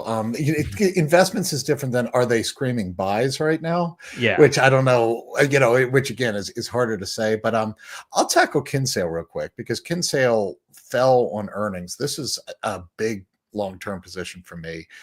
I would note on Kinsale that really the shock that the market went through with their earnings is it turns out they're an insurance company. And so when you have big claims, it temporarily dent profitability. The thing that stood out to me about Kinsale's report is that despite having 2-3 hurricanes come through, and so a lot of claims, they still were easily profitable. Their combined ratio, which is kind of how much their overhead costs plus their payouts are compared to how much revenue. So it's basically, are they profitable? The lower the number, the better, was still in the 70s. In this industry, 95 to 98, so just barely profitable, is the norm. And so high 70s, mid 70s, wherever they were, was down for them. But look, this is my little insurance company that just had a lousy quarter in terms of having to pay out claims because there was a lot going on, and they're still solidly profitable, which is a pretty good sign if you're a long-term holder, even if it does hurt short-term results. So with Kinsale, it always looks overpriced. Maybe it's a little less overpriced than it was heading into earnings because of that. But as far as just a stock in my portfolio that I just want to hopefully own for the next 10, 15 years with up quarters, down quarters where you have higher payouts and the ratios don't look so good, there was nothing about that quarter that changed my mind about that company. And Taiwan Semi, again, I mean, I don't know, if you want to talk about that one or either, but Taiwan Semi, it's just steady as it goes. They're the best at what it can be a cyclical market, but it's just, they're really important to important markets. So I think for a long-term holder, a lot to like. Yeah, I follow Taiwan Semi pretty closely, and yeah, you're right. It's a great investment right now. Actually, as I've been looking, the stock's been coming off. It's trading currently at a trailing 12-month PE of about 24 times, which, for the fact that this is a growth company with massive secular markets. I mean, you talk about anything we talk about with technology, Taiwan Semi is at the forefront of that. I mean, I personally think this is a better, steadier investment than Nvidia, because you're going to get less of the volatility of Nvidia, but you're still going to capture a decent amount of the growth, like this for the company and the business. Now, the stock may not outperform Nvidia stock because that's just been a rocket ship, but over the long term, you can be pretty happy with Taiwan Semi in an investment. And especially now, as the stock's been coming down, they're still projected to grow their revenues at about 20% plus. They have fantastic margins, so they're highly profitable. They pay a little bit like a 1.6% dividend yield. So you're also getting a dividend out of that. And if you look kind of at the forward year earnings outlook or the forward year earnings multiple, so let's say you like the 2027 PE multiple projecting out, they're trading at about 12.7 times forward earnings. And I like to look at forward earnings a little bit more. I mean, it does use consensus estimates in those, so you have to believe that those estimates are achievable. But regardless, 12 times earnings for a company like this is pretty reasonable. So if you were to like it and want to buy it, I would say take a little nibble and hold on, hang on, and add over time, because this is a company, the big risk though that does overhang the company, and maybe it does overhang the valuation as well, is that risk of, they're in Taiwan, issues with China, things like that. And I get that, but they have been diversifying their fabs. They have a couple that they're building in Arizona. They have, I think, one in Japan. So they're mitigating some of that risk. So it's a very important company, very important company. So I would definitely, I'm definitely a big fan of it. Yeah. And arguably, if that happened, we'd probably have other things to worry about. Yeah, too. exactly. Yeah. Exactly. Right. If that's the issue, then the last thing I might be worrying about is my investment in Taiwan Semi. Mm-hmm. Yeah. Yeah. So they were talking about Boston Omaha at the top of the hour. Vihan just asked, Lou, where do you stand with Boston Omaha? Do you continue to own any companies in your portfolio considered for cleanup and repositioning of a little capital after losses? So yeah, I own Boston Omaha. I'm a pretty frustrated owner. So a long time ago, I bought into Boston Omaha and Nelnet, and Nelnet grew into what I was hoping both of them would be, and Boston Omaha, quite frankly, hasn't. Yeah. I haven't given up. Like, it is no longer, we should rename the company Omaha now, because the two-headed CEO is no longer, the Boston side of it is out on their own. To some extent, that was the half of it that was coming up with some of these intriguing, the Sky Harbors of the world that were kind of the saving grace. But they weren't really getting a lot of that. And so the plan now to just actually focus on what they have and turn it into an income play, I honestly don't know if that's going to work out or not, but as someone who's already in the red with it, I think there's enough chance there that I'm just seeing it out. I mean, in my dream world, they would merge with Nelnet, because Nelnet is very good at taking cash producing assets and turning it into value for shareholders, which is kind of the model for both of them. Mm-hmm. And I would love for Nelnet to be able to cherry pick that portfolio and do with it what they want, but I doubt that's going to happen. They both are in Nebraska. So, guys, call me. I won't even take a investment banking fee on that, but Boston Omaha is kind of wait and see for me. Despite it being down, I don't see any wow that makes me say, oh, you got to buy in now. But I do think that there's still some really good assets in there and some smart people trying to figure out how to make the most of it. So I hope for the best. Yeah. Yeah. Let's see. So there was a follow-up on TSM from Bessie. Mm-hmm. Do you think TSM will buy Intel's fab? And then Broadcom, their design wing, it makes more sense, but the former, not so much. Oh, so TSM, the part makes sense, but not the Broadcom. How do you see it? Thoughts there? I haven't followed Broadcom enough, so I couldn't speak to that. In terms of Taiwan Semi buying Intel's fab, again, I'm not really so sure. That's a hard question to understand if they'll really do that or not. I think the interesting thing is, and I think the reason maybe the fab makes more sense is just because it is so hard to get the process, to get new capacity online. And so just even starting the process at work. But, and then, so the question about the design wing, how much value is that? Like, how much would you pay for that? Because they do still have a lot of patents, a lot of proprietary products there. So there is value there, but at a cost that makes it worth it to Intel. Would it be worth it for an acquirer? That's always the tough thing. The thing that strikes me as amazing is Samit and I could have been sitting here even just 5 years ago, and the question of, does the world need Intel? I think, I mean, maybe you're smarter than me, but I would said, of course, there's going to be a role for Intel. And the fact that we can now just even talk about just like, dividing its cloaks and kind of seeing the way this shows how the world has changed. And but I don't know what becomes of it. Yeah, no, it is pretty crazy to think that, like, what's Intel's role going forward, or what's going to happen to them. It's like Intel's been a tried and true company for forever, so hard to even imagine that.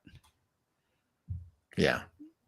I mean, look, Taiwan Semi, maybe like you made a good point, maybe if it starts getting to the point where, all right, demand's picking up, or it's hot and heavy, we know we can't get fabs up and running on our own in time, maybe we take a look at these Intel ones and snag them and get things moving. Could come to that point. Sticking with besties, this was before us, but mentioned the trade desk. Trade desk TDD is still highly valued. Most would want to see their next few quarters to see if it's on track. It is definitely not going up in the short to midterm. I certainly understand what you're saying. I tend not to predict the future, so I don't know for sure. But I'll say, as a trade desk shareholder, first, ouch, yeah, because that wasn't fun. I've said this on here before, though. The thing that really struck me about it is that, look, this is a different company than when it was a bunch of people with rented office space and an idea. And you see this a lot as companies grow up. Do they realize what worked before doesn't work going forward? I want a management team that's honest about that, that's not kind of holding on to the past, and who's willing to say, yeah, we blew it, guys. We should have done this, this, and this, and we're going to get on this now. But so I really respect Jeff Green basically coming out and saying, like, yeah, we need to do better than this. What worked before doesn't work now. I do think you're right, though, is that he set out a lot of goals of what they're going to do from there. I think you could see a bounce back next quarter, just if it's a strong quarter. And, I think expectations will be lower so they could beat it, and cheers. But the project that he announced in this quarter of like just changing the way they do business and manage things, especially at the top end, that will take a while. So ultimately we'll be judging that, I think, not next quarter, but this time next year or so. But who knows? Like I say, now that expectations are reset, if it's a strong quarter, it could go up, or if it's a disaster, it could go down, of course. But yeah, interesting company. Again, I just really love the candor from management there, just saying, owning it. They've done a lot right. It looks like they did that wrong in terms they didn't evolve the business as quickly as they should as it grew. And yeah, own it and fix it. That's what I want out of a CEO I'm invested in.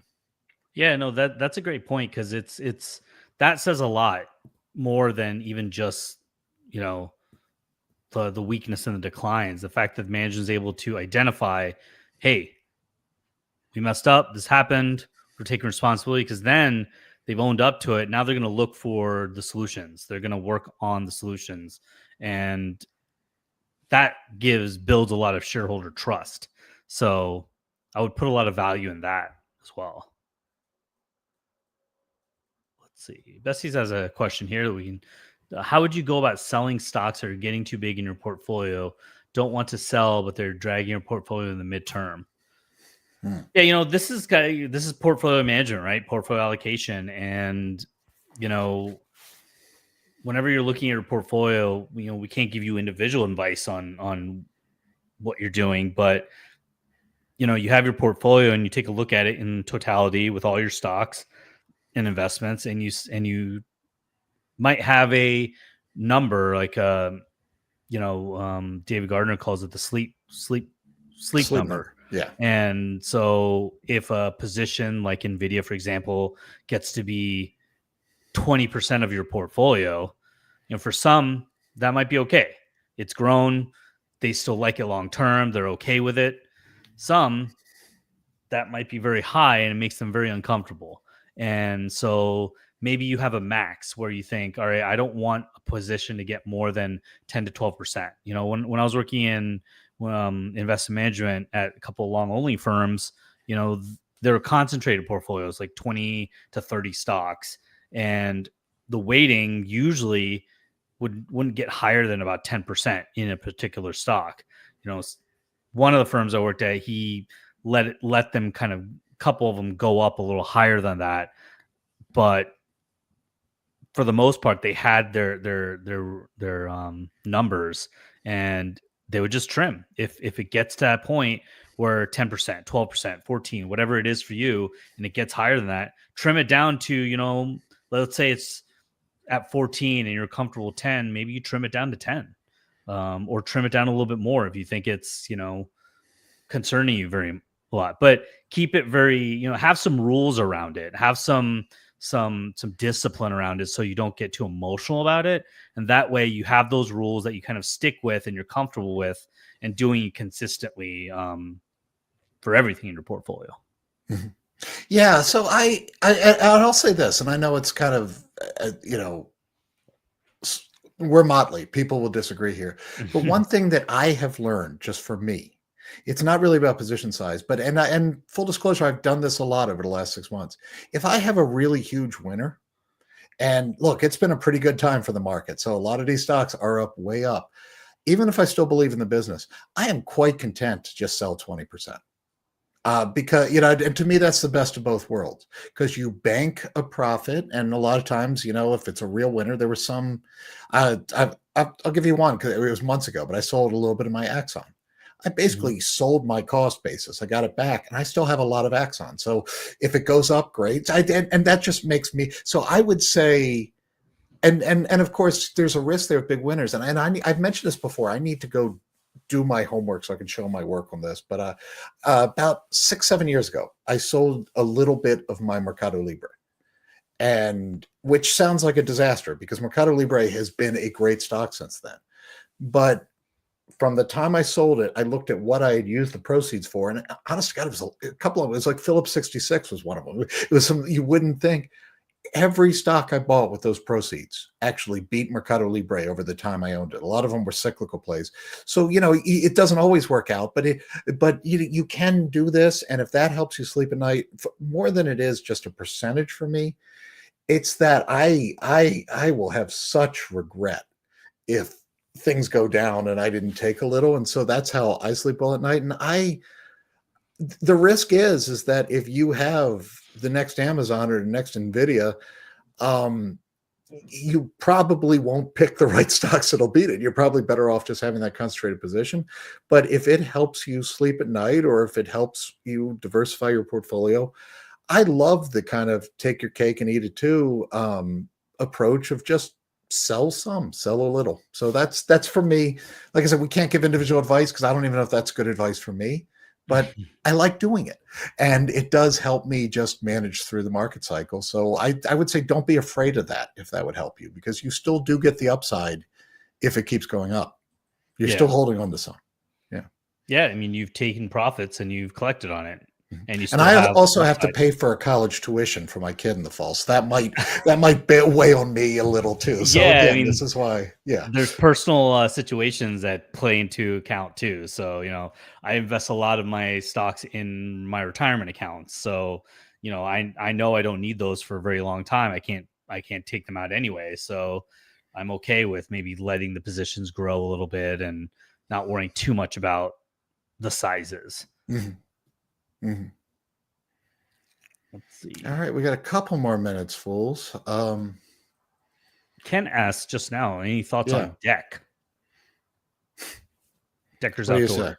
say? DECK. Well, you know, the footwear and apparel footwear space is very, very interesting. I haven't looked at Deckers in a long time, but I know that they're doing well. Their Uggs and their Hoka brands are performing very well. I haven't looked at their earnings in recent days, but you know, I do follow On Holdings, and that's the maker of the On running shoes. And On and Hoka, which is part of Deck, have been doing very well, taking market share in that space, and actually one of the reasons why Nike is struggling. So just from my brief knowledge of Deck and not having looked at their more recent earnings, I still like the company. They have some solid brands that are still performing very well.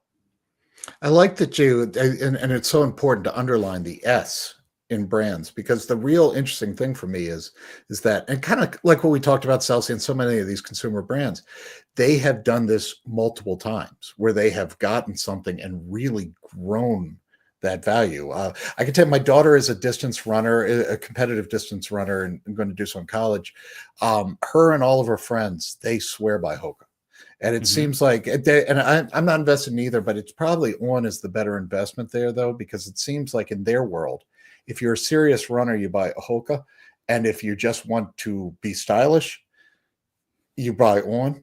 And I'm thinking that, at least in the United States, the bigger market is to look stylish, right, than to be the distance runner. So maybe, I don't know, but yeah, I really, again, I tend away from consumer brands just because I'm not good at picking trends, but I really respect a company that didn't just do it once and found lightning in the bottle, but has worked this formula multiple times and grown multiple brands into successes, because that kind of hints to me that there's a real skill set there, and it isn't just they got lucky with a viral ad or something, or or just a one-hit wonder. Yeah, no, I mean, Deckers is definitely far away from being like a fad or a one-off thing, because they're solid business that is growing, has multiple brands, like you've said, have grown those brands. They're still projected to do in the low to mid double digit in revenue growth, and they're very high gross profit margins, approaching 57%, and their operating margins are around 20%, 18 to 20%. Any business is doing 18 to 20% net profit margins or operating margins is a very, very solid, established business, because that's hard to do, especially in footwear and a very dynamic and competitive space like they're in. I mean, you look at Nike. I mean, they've been established and the leader for a long, long time, and now they're looking to restart their growth, fix up some of their businesses, get back market share from the Hokas and the Ons. So definitely do like Deckers for sure. I've just not looked at it, and now I'm probably look at it a little bit closer. Right. No, as you say, there is evidence to suggest that they're not just riding a wave, that there is a good management team there, which is as an investor is a much better than, jumping onto a fad. Yeah. Yeah. We've 2 minutes left, and I like this question from Ganesh Guruswamy. Sure. Yeah. What stocks would you consider if you're just getting started in investing? So I know we get a lot of newbies here too, so this is a great question for some of them. I would say, first of all, just to throw off right off the bat, is buy the S&P index. I was afraid that was cheating. That was what I was going to say. But it's the straight up best thing you can do, because you'll get that exposure to the broader market, and obviously don't take all your money and just dump it in. Buy in pieces, buy in thirds, or have a regular investment program where you're putting away a certain amount every month into the S&P 500. That way you're not timing it. You'll capture all the ups and downs of the markets, and you'll kind of average cost that over the years. I mean, that in itself, you just get exposure to the market, and over a long period of time, it will grow, and it will grow well. So, that's especially if you're not as interested in investing in individual stocks, and you're not interested in following some of the companies. And because once you start investing in individual stocks, you're going to want to pay more attention to what these companies are doing, what's happening, because you might see one of your companies drop 10, 15%, in the morning, and you're like, what's happening with this? What's going on? And might freak you out and scare you a little bit. So you don't want to get in that position where you're in that position essentially. So yeah, one of the things, and again, like just going back to kind of well before I was associated with the Motley Fool, one of the things I've always loved about the Motley Fool is that kind of hold two separate but things dear, is that you can do just fine with your index funds. But if you want to take the time and get to know it, you can beat the indexes with good stock picking. But the first part is very important. So, I mean, like he says, that for most people, if you don't want to take the time, you can do just fine over time with the indexes. Ganesh, I can't tell you what to buy in terms of stocks, but just some general advice I'll give is the idea of go with what you know. If there's something that's interesting to you, because that's going to be more likely you're going to follow it, go with that. And also just try to go more mainstream at the start than not. You do not want to go for a rocket, a bottle rocket that could be a zero, but it could be the next big thing.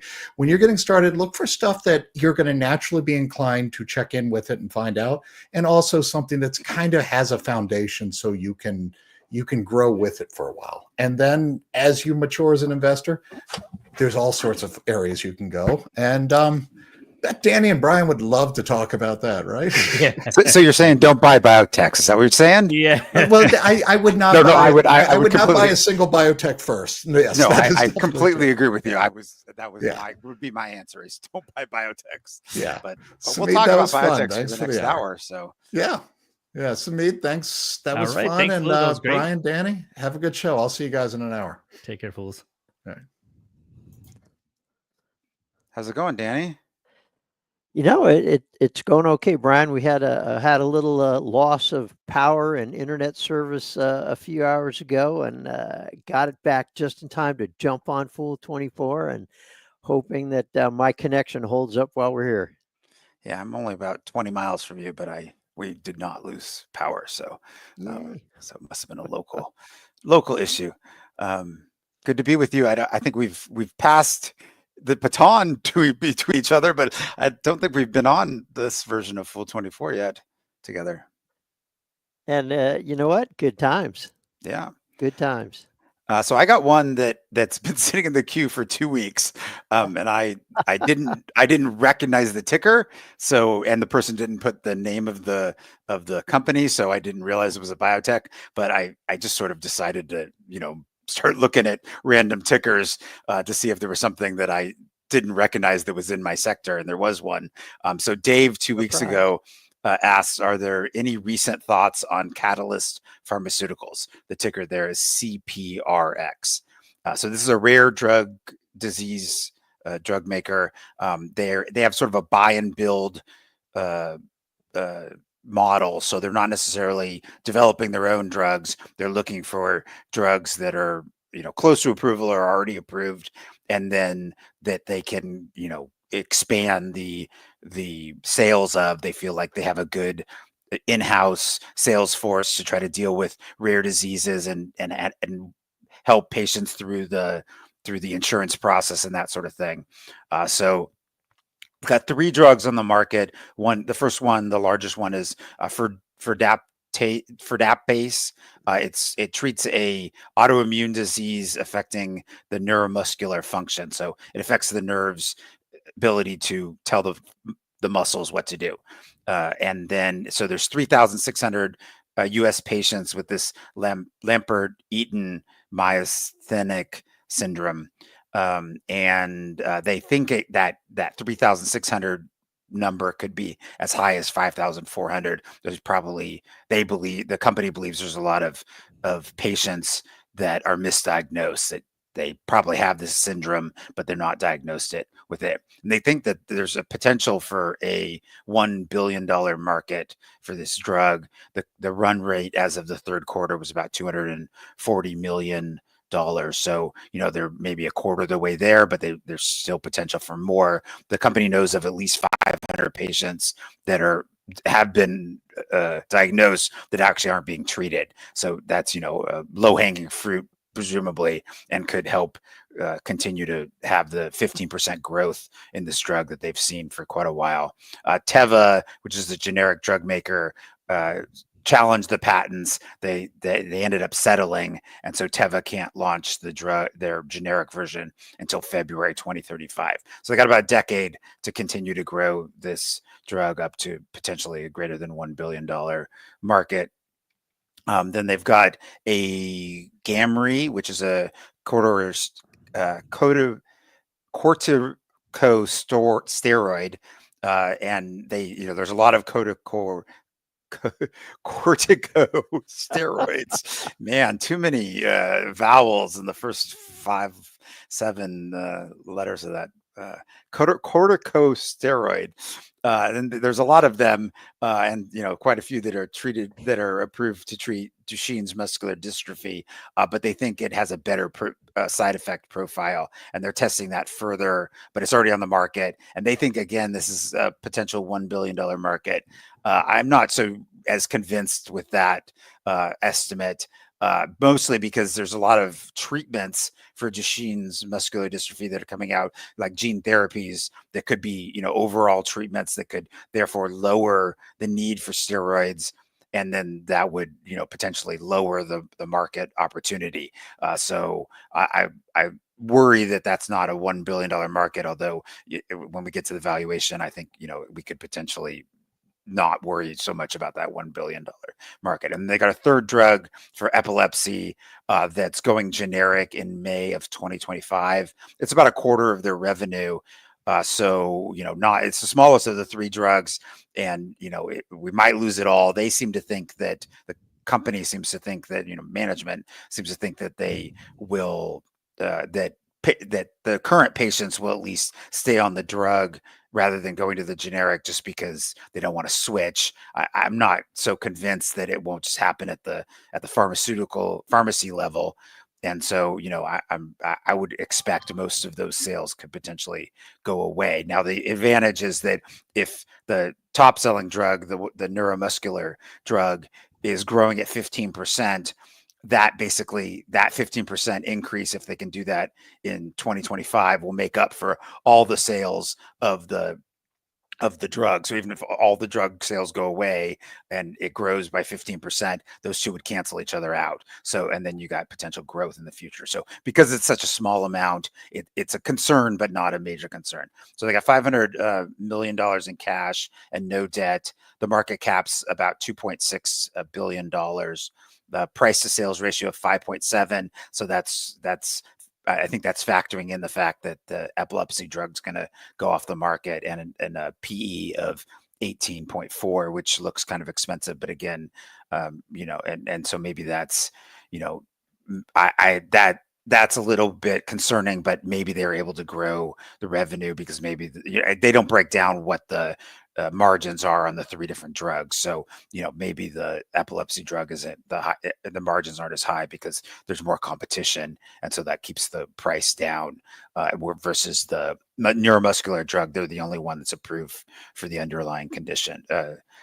The company reports earnings on Wednesday. So I'm looking forward to this is a brand new company to me, but I'm looking forward to checking out their earnings on Wednesday, especially what their guidance is for 2025. And then, before I make a formal recommendation of whether, it looks good, I think I'd like to take a much better look into management because this is such an acquisition centered company. They're planning on, they very blatantly say they're going to buy something else at some point or license it at some point. And so if they do that, I want to make sure that they're making good choices. And so before I invest in the company, I would definitely want to look at that further and be interested in whether they, what's the history of the management and that sort of thing.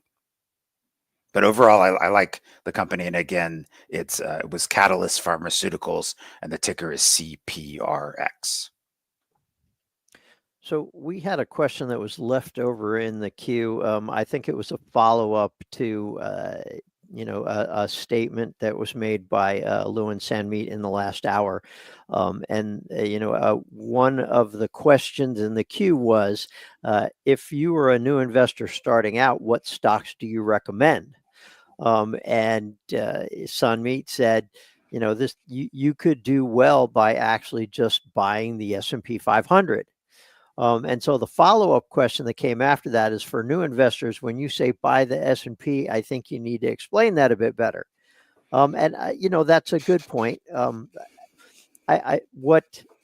Without being either Lou or Sandmeet, and I don't play them on TV, I will say what they were probably referring to was buying an index fund that mimics or mirrors the results of the S&P 500.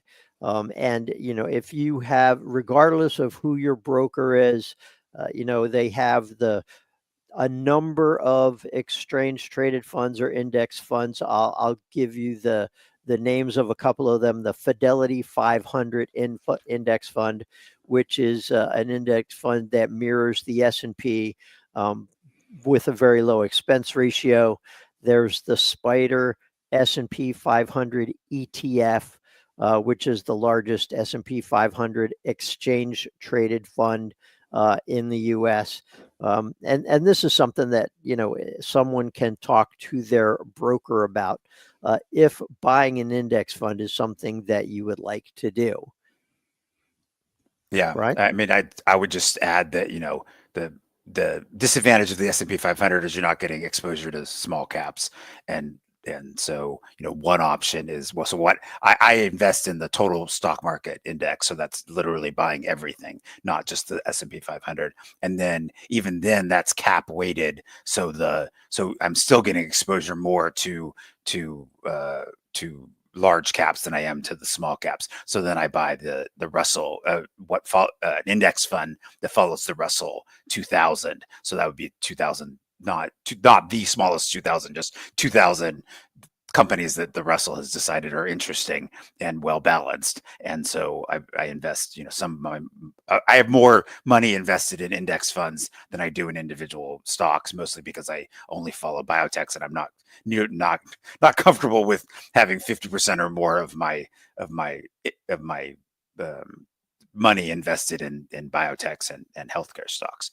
And so you don't want to pin your entire future on a group of biotechs, Brian? No, yeah, and I don't want to spend my free time looking at other stocks. Maybe when I'm retired, I will get into looking at other stocks. But I look at biotech stocks all day, so I don't really feel like using it as my I'd rather have other hobbies than looking at stocks after hours. And so I focus on biotechs during the day and invest in biotechs, but I'm certainly not going to invest in, so it's about, it varies from 5% to 20% of my portfolios in individual stocks. And that's sort of determined by the valuation that I think the biotech sector is. And currently it's on the higher side because I think the biotechs are generally cheaper.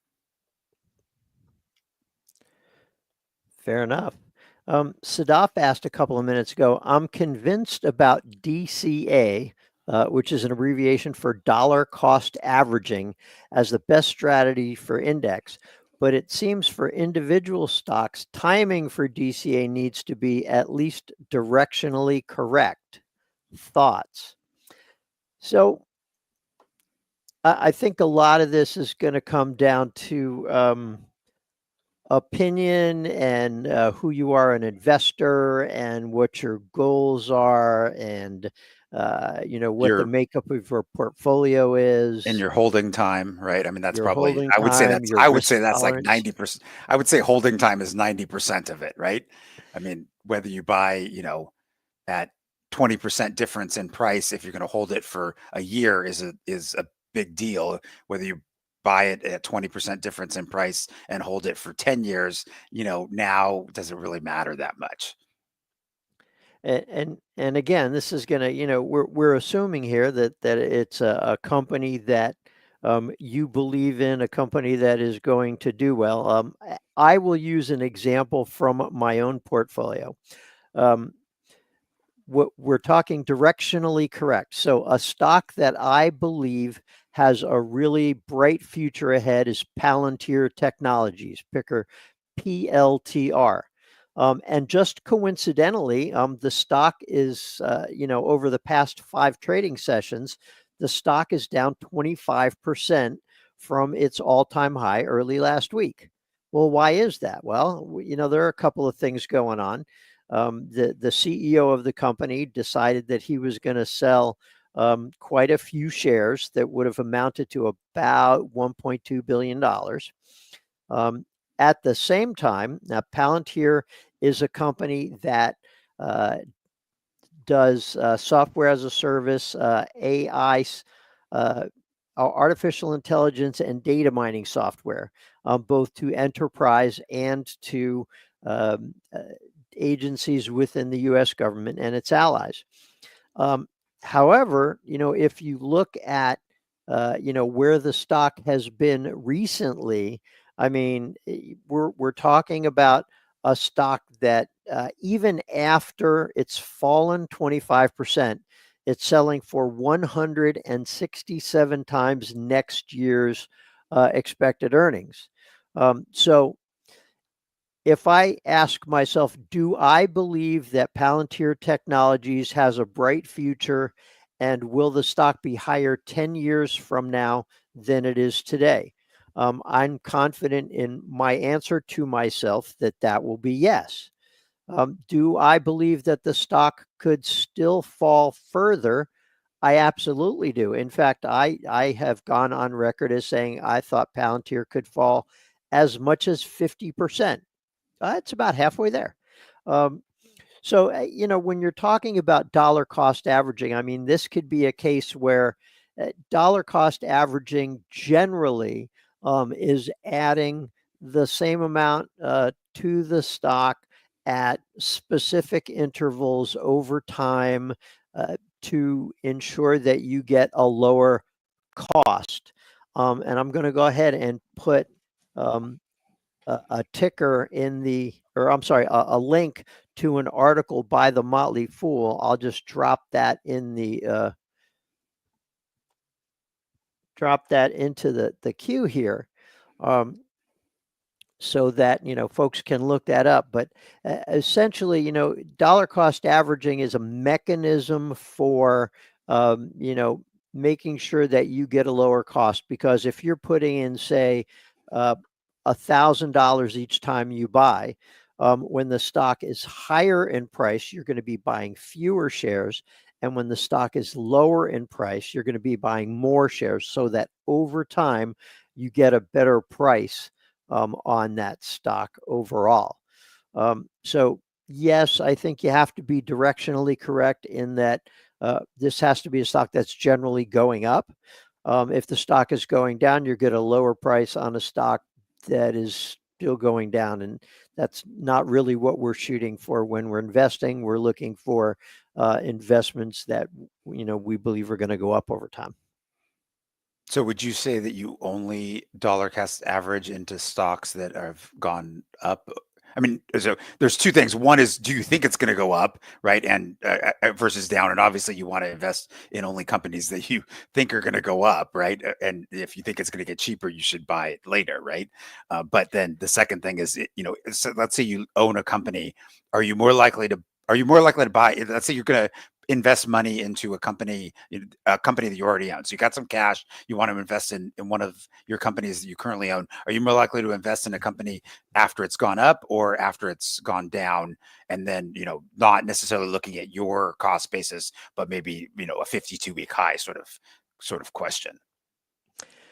And for me personally, I'm the wrong person to ask, because I generally don't dollar cost average into stocks. I tend to buy stocks that are going up. I've talked about it several times on the show. If I make an initial purchase on a stock, and after the stock has gone up about 40%, I revisit the investing thesis. I look to see if there's still the same market opportunity, if management's still executing, if the financials still look good, and then I will put the same dollar amount down and buy more shares. Well, I would call that dollar cost averaging.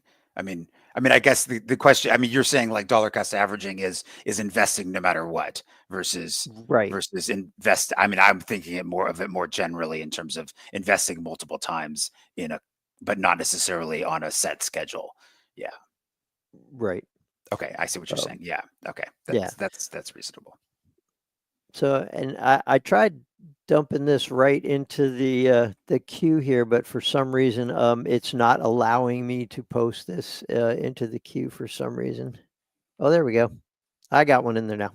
So yeah, I put one in the queue. If you look in the, in Slido, in the question, my name is Danny Venna, and if you look there, you'll see an article from the Motley Fool that kind of spells out the intricacies of dollar cost averaging.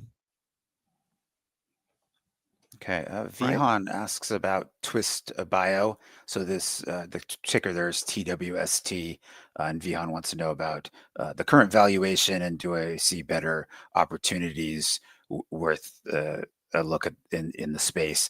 So this is a picks and shovels to the biotech industry. So they're not developing drugs, at least not directly. They're selling DNA for companies to develop drugs or in some cases even enzymes for commercial production or something like that.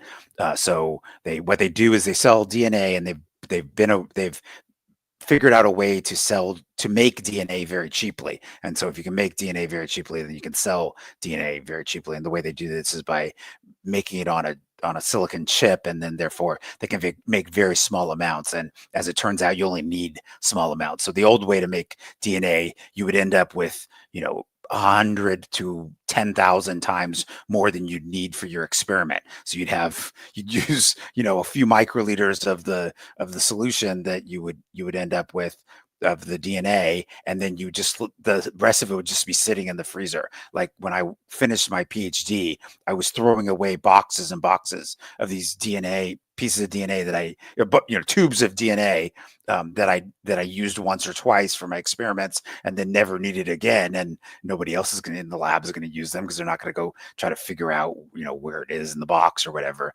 And so we spent all this money on this DNA, but that was because that was the only way that was the minimum amount you could buy. And so now Twist has figured out a way to make it much cheaper, make much smaller amounts, which makes it much cheaper, which means they can sell it for much cheaper, which means people end up actually buying more because now they can buy a whole bunch of different pieces of DNA. This is that's what their current market is, and allows them they're not profitable, but they're moving towards profitability. They have a new manufacturing plant that allows them to make DNA quicker. And now they have a like priority turnaround time that they can charge more for it. And then if you just want your DNA when you get it, maybe it takes a few weeks to a month, then you can get in the queue and pay less. So they've got this 2-tiered pricing system, and that obviously, because the cost is literally the same whether they're making it for you on priority or not, then therefore they can chart the gross margins are improving for the current offerings. And then they have libraries of antibodies that they screen for biotech companies, and those they've screened quite a few already, and they continue to screen them. They sort of break even on that business, but then they get, as part of the deals, they get upside if the antibodies are successful. So there's clinical milestones and regulatory milestones and sales milestone payments that they can potentially get if those drugs are successful. So basically they're break even, and then they just hand them back to the drug company and say, go, here's the thing you wanted. The drug company says, I want an antibody that binds to this target, and then they screen their library and find one that binds the best to the target, and then they hand it back to the drug company and say, go develop it. And so there's no downside to them, and it's all upside. And so it's going to take a few years, because obviously it's a marathon to get things through the drug development process, and they haven't really been doing this for that long. So I don't know how many, if any, milestones they've gotten, but they've done, I don't know, maybe 60 something, maybe more. I haven't looked recently of these deals. And so, if you figure one out of every, 10 to 15 are going to be successful, that's, potentially 5 drugs right there that, could potentially get milestone payments from, as well as, maybe some of the other ones, get some milestone payments, but don't get all the milestone payments because they die in the clinic, because it turns out that they don't actually work.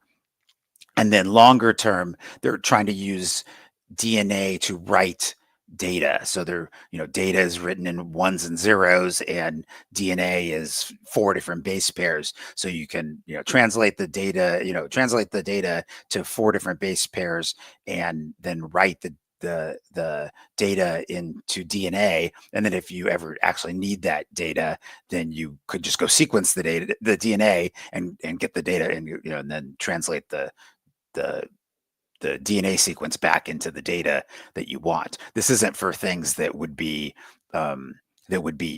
things on the internet where you would constantly need to access them. It's like things that need to be archived, and they can either be archived through on pieces of paper, or they can be archived on what they do right now, which is magnetic tapes. And the problem with magnetic tapes is that they degrade over time, so they have to constantly copy the magnetic tape from one magnetic tape to another magnetic tape without ever, nobody's actually ever looking at this DNA. It's literally just moving from one tape to the other and throwing away the old tape. And so because DNA is much more stable, then especially when you put it in the freezer, it could potentially last a heck of a lot longer. And so you wouldn't have to do this process that costs money. So that's Twist Bio in a very long explanation. But then what's the current valuation, and do I see other opportunities? I mean, there's a lot of opportunities. So I do like Twist Bio. I still own it. I bought, speaking of, buying at different valuations, I bought as it went down because I thought it was completely undervalued, and it turned out I was right, and it's gone up. But my first purchase, I think last time I looked, was still underwater, but because I purchased it 2 more times at lower valuations, I'm actually up for the combination of the 3. And I actually bought more at the bottom than I bought when I made my first initial purchase, just sort of a starter purchase. So I like the company. I like the current valuation. I think there's probably, I think it's more of a long-term play than a short-term play. There's probably other companies in the picks and shovels space that are have more short-term potential, but I do like Twist, especially for the long-term potential of the company. So I saw an interesting question in the queue. This was from MRT 5 hours ago. Why do some companies have a higher free cash flow than cash flow? Now, I guess it depends on, it wasn't really spelled out in cash flow if you're talking about cash flow from the cash flow statement or operating cash flow.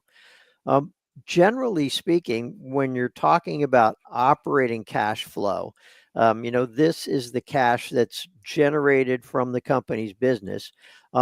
Free cash flow is a number that you get after you subtract out capital expenditures. So generally speaking, I mean, from operating cash flow to free cash flow, you would have free cash flow would be a lower number than your operating cash flow. Unless you're selling more capital things than you are buying, right? So if you go and sell a manufacturing plant and don't buy a manufacturing plant, you could in theory have a negative capital expenditures and therefore a positive number, which would result in a larger free cash flow than operating cash flow. Which sounds like that's more the exception. Oh, absolutely. Yes, yeah. Absolutely. And then if we're talking about, if we're comparing cash flow, but not operational cash flow to free cash flow, I looked at this question before as well. So I was well prepared to answer it. If you're looking at the definition of cash flow, that's literally cash coming into the business versus cash going out of the business. And that would include things like taxes and interest payments. And those aren't included in operational cash flow. So I think the difference between general cash flow and free cash flow is that there's those potential expenditures that would be in cash flow that wouldn't be in free cash flow. Which, is clear as mud. Yeah, right. Yeah, when it's we have three different terms and they all have cash flow in them, it becomes great. a little bit more complicated to explain. I think it was a great question, and yeah, I think it points out the anomaly of when free cash flow is higher, and as Brian explained, it's possible, but it's certainly the exception and not the rule. Yeah, and I think the third thing is that there's probably not. I mean, you and I both use the exact same definition of free cash flow, but I believe there's probably other people who use different definitions for free cash flow. And so that could also explain the difference. So Ed asks for my favorite biotech, pharmaceutical, and medical device companies. So biotech. If we're talking small biotech, I'm really interested in Humacyte right now. The ticker there is HUMA.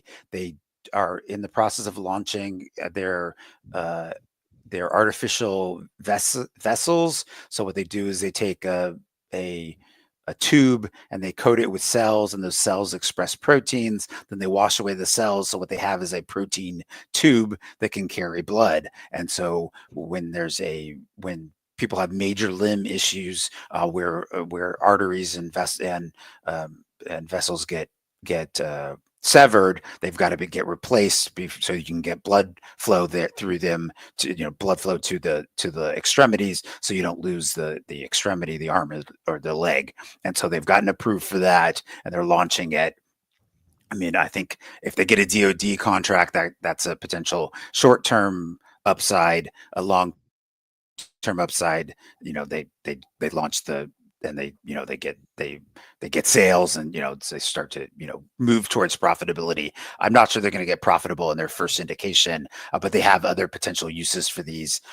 When you're doing hemodialysis, you got to get poked with a needle 3 times a week, so eventually you end up needing an access point so that they're not trying to access the same point every time. So there's plastics that can do this.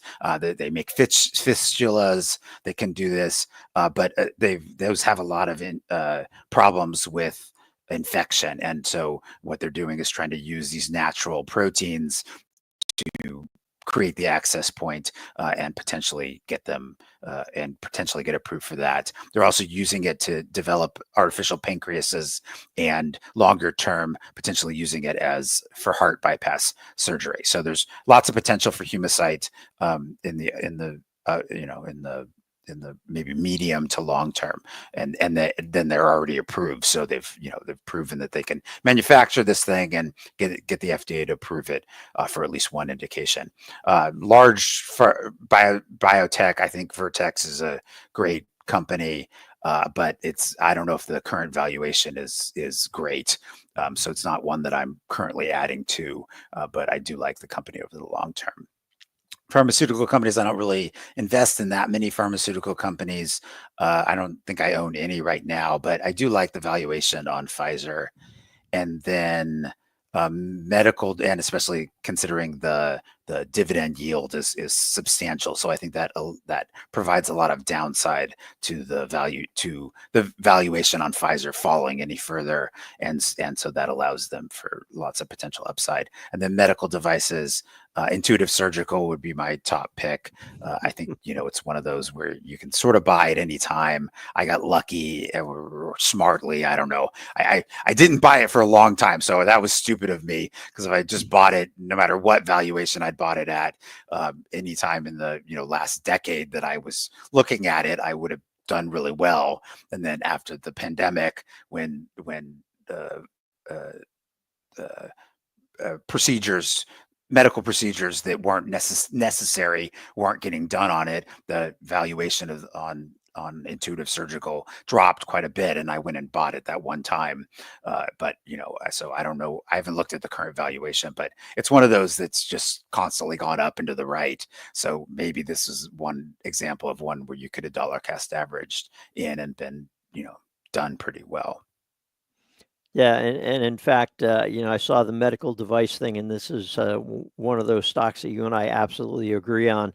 I actually first bought Intuitive Surgical back in March of 2009, coming out of the last economic downturn when it was dirt cheap, and bought it several times after that. And I mean, talk about a company that is as near to a legal monopoly as they can be on, this Da Vinci, surgical device. There have been competitors come out, but I don't think any of them have come near the utility of the Da Vinci.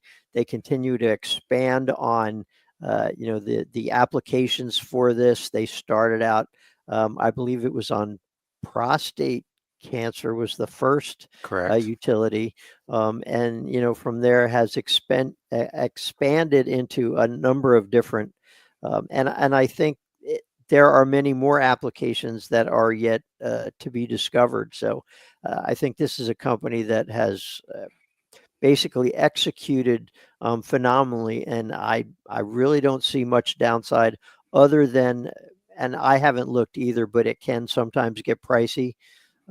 But it's a company that continues to execute at Yeah, a I mean, high I think level. it becomes harder to create new indications, right? The first, you go after the low hanging fruit of indications where it's really easy to do surgeries with these robots, and then you get into more and more complex surgeries, and that's the reason why they're open surgeries versus these closed surgeries. And then it becomes harder and harder for the company to develop these new ones. But there's obviously they've got plenty of key opinion leader doctors that are interested in developing these. And then they've just recently launched a multi-port version of the Da Vinci, so that allows for multiple entry points into the body, and then that allows you to potentially create more opportunities for different surgeries, because now you're closer to what it looks like in an open surgery, where they just cut you open, make a big cut on you and open you up, and deal with your organs in a wide open space, versus using these small precision tools that the Da Vinci are at the ends of the Da Vinci arms. And then they also have another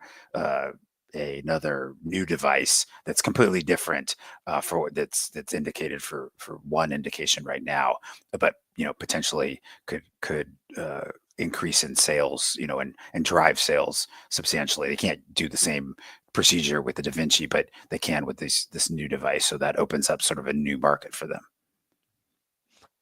Yeah, and finally, one of the things that I like about Intuitive Surgical is the razor and blade model, in that they make money, but they don't make a lot of money selling you these multi-million-dollar machines. Where they make the money is on the recurring supplies that you need, the disposable items that are used in each surgery, that they continue to sell, to the users of these machines. So, once you have a machine in place, the company is going to continue to generate revenue, recurring revenue, by by replacing these items that have to be used in each surgery. So yeah, I really like the razor and blade model there. Yeah, me too. I once wrote an article that was like 123 reasons to buy Intuitive Surgical, and it turned out the 123 reasons was that they had 123 Da Vinci machines attached, sold at that point, and now they're upwards of more than 1,000. So again, it's one of those that I should have listened to myself, and I just didn't think the valuation was great, and so I never bought. And if I'd just bought it, use David Gardner's, just ignore valuation. It doesn't matter if it's a good company, and or even like if people are saying it's overvalued, that's even a better sign that it's probably a good company.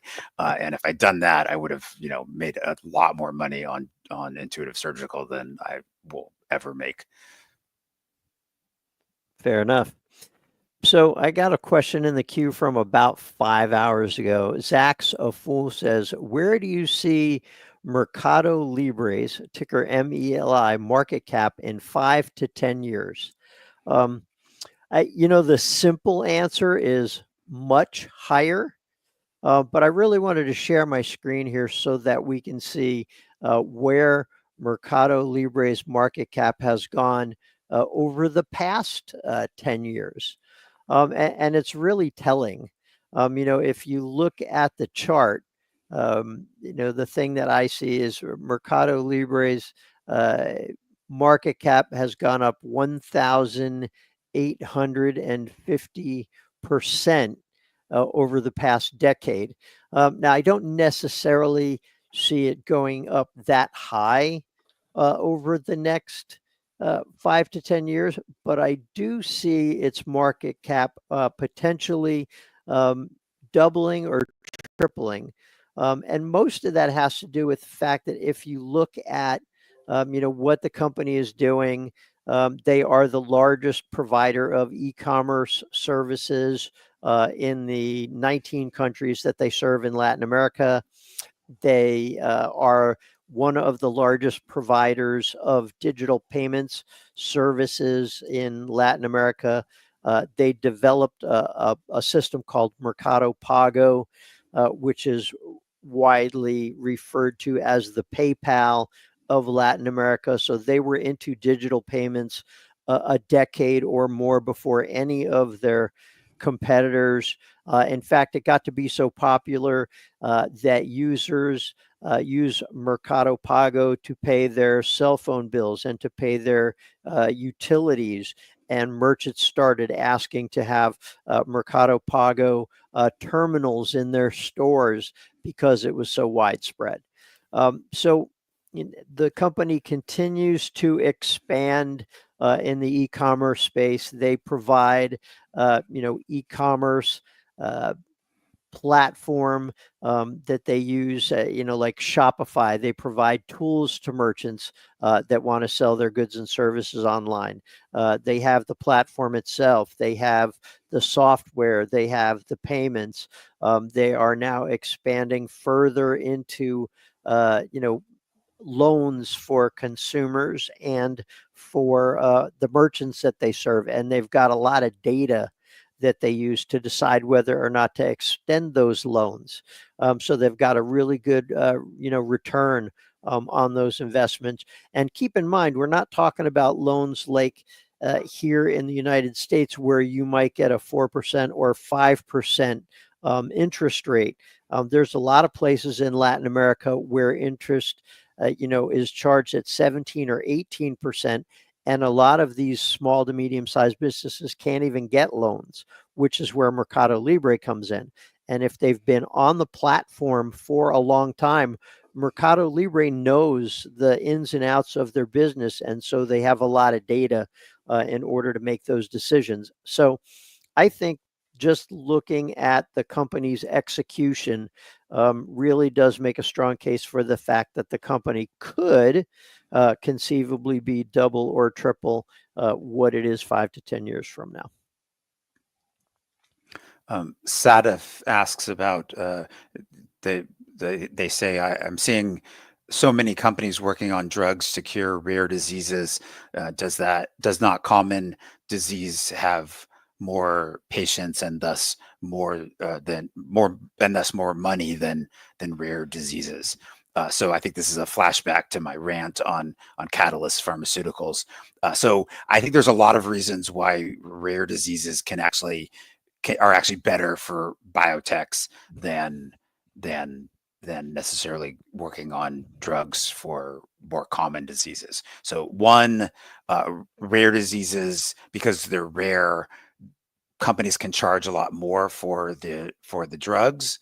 So while something that treats a couple millions of people, the value might be $1,000. The cost might be $1,000 per patient per year. When you get into something that's a rare disease, you can get upwards of $100,000 per patient per year.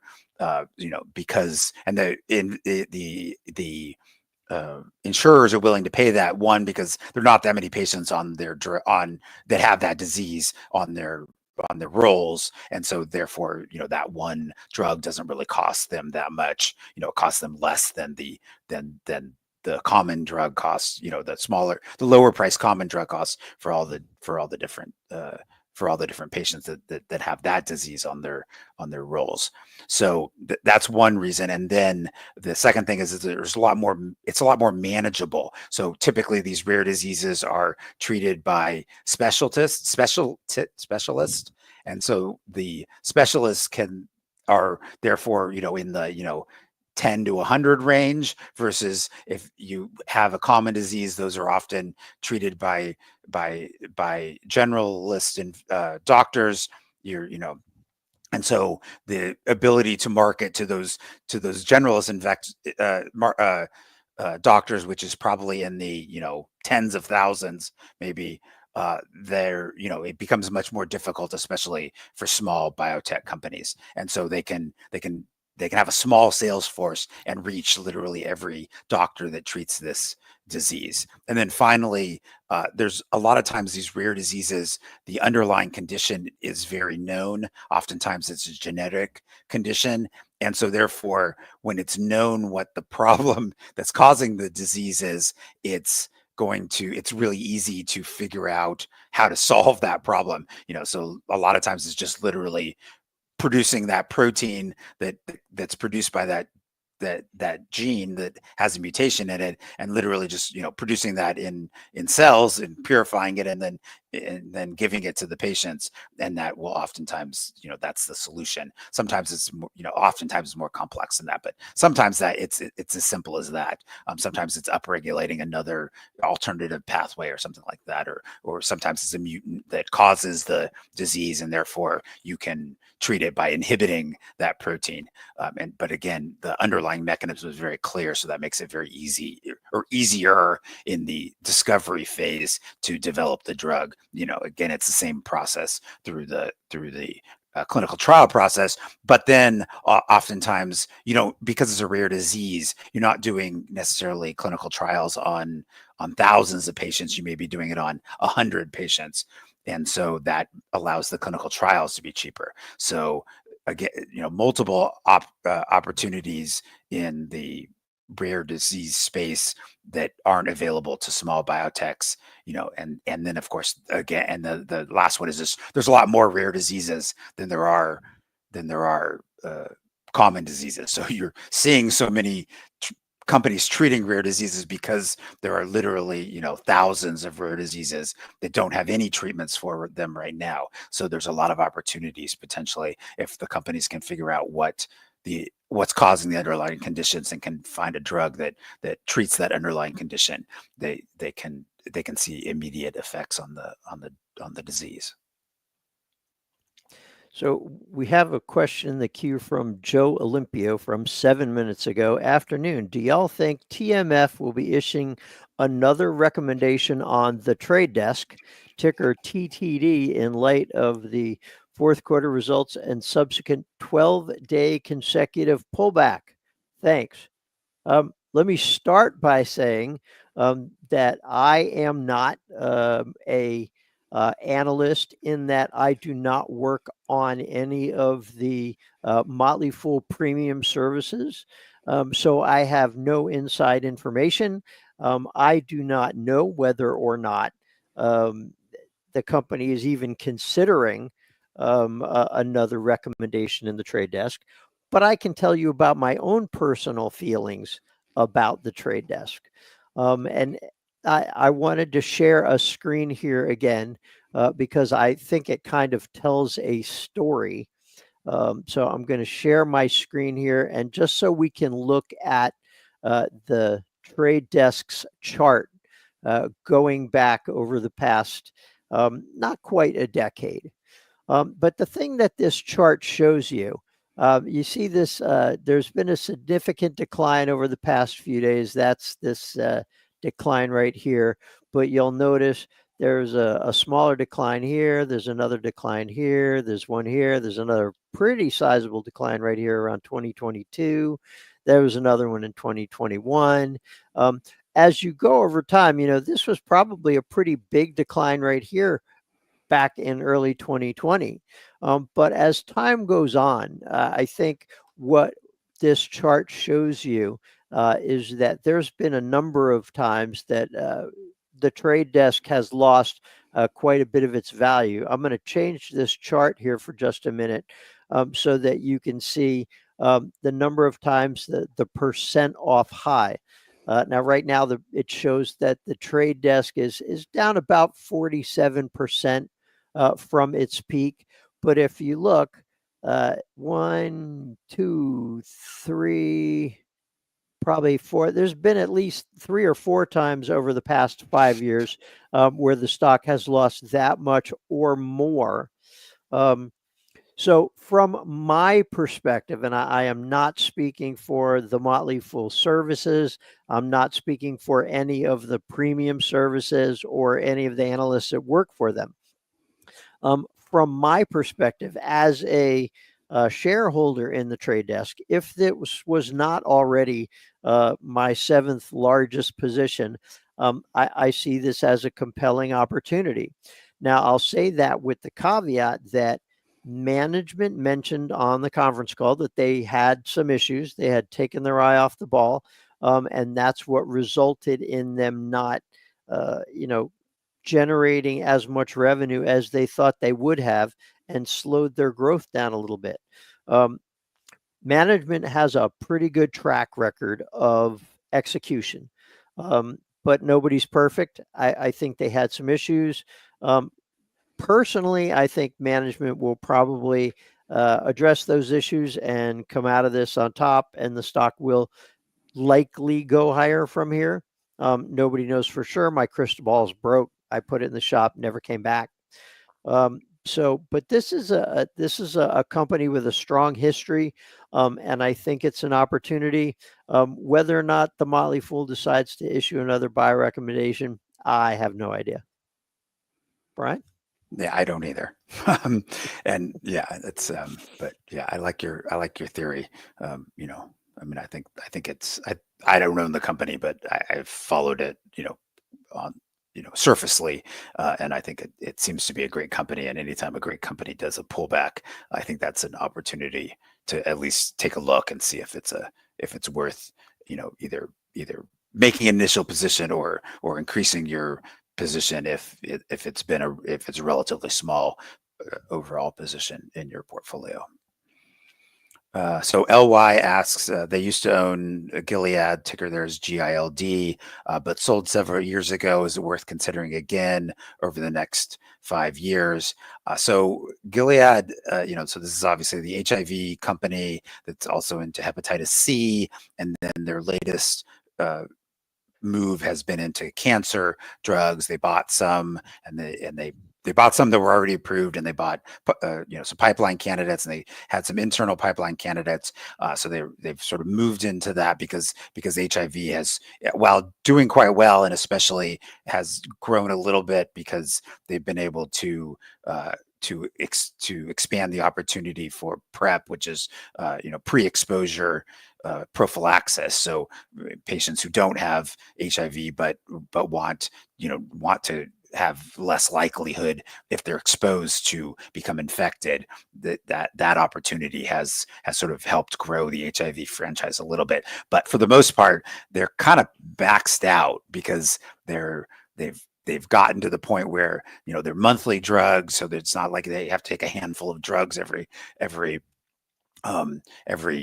day, and then they're basically, they get your viral loads back down to undetectable. Now, if you go off them, the virus comes back because it's sort of hiding in the immune system, and so they're at undetectable levels, and that we can't detect them with the current quantification. But it's still there, and so you have to continue to take these drugs. But their opportunity for further ability to improve the drugs is basically nothing. Occasionally they'll come up with a new mechanism of action to help with the different rare cases of patients who end up getting resistant to the current offerings. But if patients are taking their drugs regularly, the likelihood of becoming resistant is pretty low. So the best time to buy would have been, with my crystal ball, would have been back in 2020, beginning of 2024. It's almost doubled since then, and I don't think that the valuation has changed that much. In fact, it's trading at 4.8 times the for price to sales ratio, and that's the highest it's traded in the last 5 years. So I think it's a little pricey at this valuation. I think it's worth watching, but with growth in the year-over-year growth being at 6.4% for the revenue, I'm not super excited at the company at this valuation, given the growth level. I mean, I think I would want to see a larger growth or a pullback in the valuation, where the price to sales ratio was coming back down to the maybe 3.2 range. If it got back down into that range and the growth was still at high single digits, I think that would be a better valuation than the current valuation, in my opinion. So we've got another question in the queue from about 5 hours ago, from For the Bees. Do any of you buy in thirds? I bought Celsius. It advertised on Major League Soccer, and I saw friends like the product. If a stock goes up, do you keep buying unless there's red flags? Well, I can speak for myself, and then maybe Brian can chime in here. I generally don't. When I first started investing, I had a set dollar amount that I could invest each month. And going back to 2007, that amount was about $250, which was not very much. But over time, what I would do is I would build a position in the companies that I had the highest conviction in. And so I would invest in it 3 or 4 or 5 times until I got the position, the size that I wanted, and until the company started doing the heavy lifting. Right now, one of the stocks that I'm most confident about is NVIDIA, but yet this is a company that represents my second largest holding. So I don't feel like the need is there for me to invest any more into it, because it's already dwarfing most of my other holdings. So yes, I generally buy in thirds or fourths or fifths, and I do continue adding to the position. And every time I add, I stop and take a look, and I look at the most recent company results. I look at what the analysts are saying about it. What Wall Street bears are saying, because I think it can be instructional to listen to what the detractors say to see whether or not there's any validity to their bear arguments. Look at the bulls, and if I don't see anything that concerns me personally, then I'll go ahead and add to a position, like I said, until it gets to the size that I want it at, and then I'll stop there. Brian, what's your process look like? I mean, because I'm buying biotechs and they're quite risky, I'm always buying small amounts, right? So I'm always buying amounts compared to my overall portfolio that is, minuscule amounts, and then I will add to them when I feel like the value, when the value has improved. So if the risk stays the same and the price is cheaper, now the value has, the potential value has improved, right? So they don't have, I mean, these are oftentimes companies that are not revenue generating. So I have to look at, did they have a clinical trial result? Okay, am I buying the same that, did it go up and then back down? And so now the same price that I bought it for before the clinical trial readout, I'm buying it for right now, and I can, and I know that it's less risky because the company has read out the clinical trial and it was successful, and we're moving into the next phase of the clinical trial process. So therefore, it has less risk to me, but it's the same valuation. That's something that I'm interested in buying it again. Otherwise, I tend not to buy in thirds or necessarily add to a position. I don't go in thinking, okay, I'm going to buy a third and then I'm going to buy another third and I'm going to buy another third, because oftentimes, I think if you're going to do that, that's more of like, I don't know about the valuation right now, so I'm going to buy it this month and then I'm going to buy it next month and I'm going to buy it the month after. So those, like 3 months in a row, where I'm more of like, I'm going to buy it and then And then next time I have cash, which should, hopefully be next month, I'm going to look at all my opportunities, my current offer, what's available right now, and that I bought, and then what's on my watch list that I'm interested in. And I'm going to find the one that I think is the best value, where I don't feel over, and I, as you mentioned with NVIDIA, I don't feel overexposed, where adding more doesn't make a whole lot of sense to me, for me. And so, that's what I do each month. I look at my total portfolio, and I find the one that I think is the most undervalued based on the risk and reward for that individual stock. And then if I don't like any of them, then I invest it in the total index fund, or the Russell 2000, depending on the ratio of those two that I'm trying to keep. And therefore so that's how I end up with more biotech or less biotech, is once I look at my biotechs, if I don't like any of them, then I just go and invest in the S&P 500, and that becomes a larger percentage of my portfolio. And if biotech is looking really cheap, like it is right now, then I'm constantly adding to the biotech portion, and then the S&P 500 or total index or Russell 2000 portion is growing, just based on the fact that it's growing, based on the overall index growing. I love that answer. Can I just say, let me just say, just kind of to underline that, and then, but I get the idea in buying in thirds. I get that, and it makes sense and all. But I think any individual stock purchase decision at any moment is a separate variable. So you should assess the situation and make the best choice in that moment. So your best laid plans of, like, I'm going to buy this in 4 chunks. If it works out, great, but never tie yourself to that. Like use your brain at any given time and buy what makes sense at that time, which makes sense to me. And with that, we will And just with turn that, it over to the very capable hands of Lou and Rachel, coming at us from her new digs. Yeah. Yes. With a very fancy little espresso cup too, which I'm already jealous of, because I needed coffee before this and I didn't.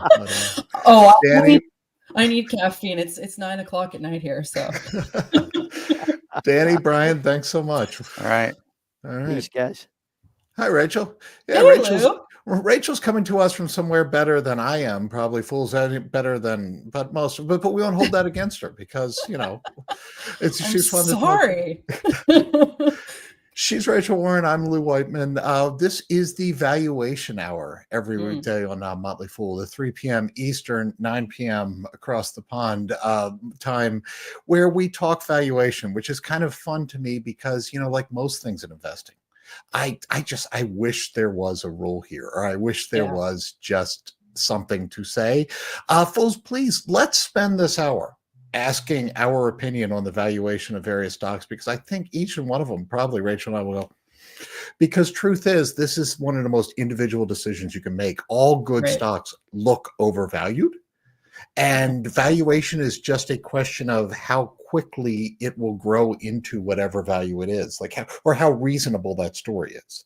If it is requiring 1,000% growth for 10 years to hit a valuation, versus, hey, look, in the next 18 months, they should do this, this, and this, and then that valuation will make sense. And that is, to some extent, it is in the eye of the beholder. And as the disclaimer knows, top of the hour, we got to say it. We're not here to give you advice. We can't give you advice. You probably don't want our advice. We're here to give you our opinions and answers. And so, let's get those questions in. I don't know, Rich, valuation just fascinates me, because valuation is always a reason not to buy a stock. Always. Yeah, it is a very individual thing. I think you're completely right there, because I talk about this a lot, but if there's a stock I really like, a high valuation isn't going to necessarily keep me away. It's something I factor in and I think about, but I'm not going to not buy a great company because the valuation's high. And I think it can be really easy to sort of get into this trap of, like, analysis paralysis a little bit when it comes to these kind of things. Like, it's important to pay attention. It's important to understand how that fits into your growth hopes for the investment, for your own portfolio and your risk tolerance. But it's important, I think, to not also, at least I have found, get in the way of what could be a great investment for your portfolio. Yeah, makes sense. Okay, we are going to get to stock questions, but the most obvious question is Ed had, and you have to answer it. Is the pizza better? I see Ed's question. Rachel, what is your favorite food in Italy? Is the pizza better in the US or Italy? Well, guys, I have to say the pizza is better in Italy. I'm sorry. It's true. Probably for the most part, most things are fresher too, which is where Europe really kicks our butts in the US.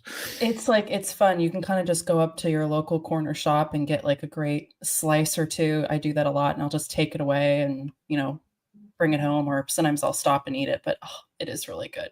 Not to knock the pizza in the US, but it is. Yeah, I was going to say, if Scene is on right now, he'll tell you the same thing's true in New York. It's not. It's not, though. Sorry. I would beg to differ. It's not. It's different, but yeah.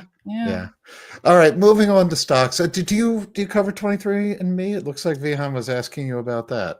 Yeah, I do. I do follow that company a bit. 23andMe has been going through a pretty difficult time recently. For anyone that isn't aware of this business or been following it very closely, I mean, we're all familiar, I think, with their testing services. A lot of people use that, for genealogical testing. If you're looking at the company now, shares are down about 80% over the last year or so. I think it's gotten to a market cap of about 62 million, which is a far cry from where the stock was trading in late 2020, when it reached its peak.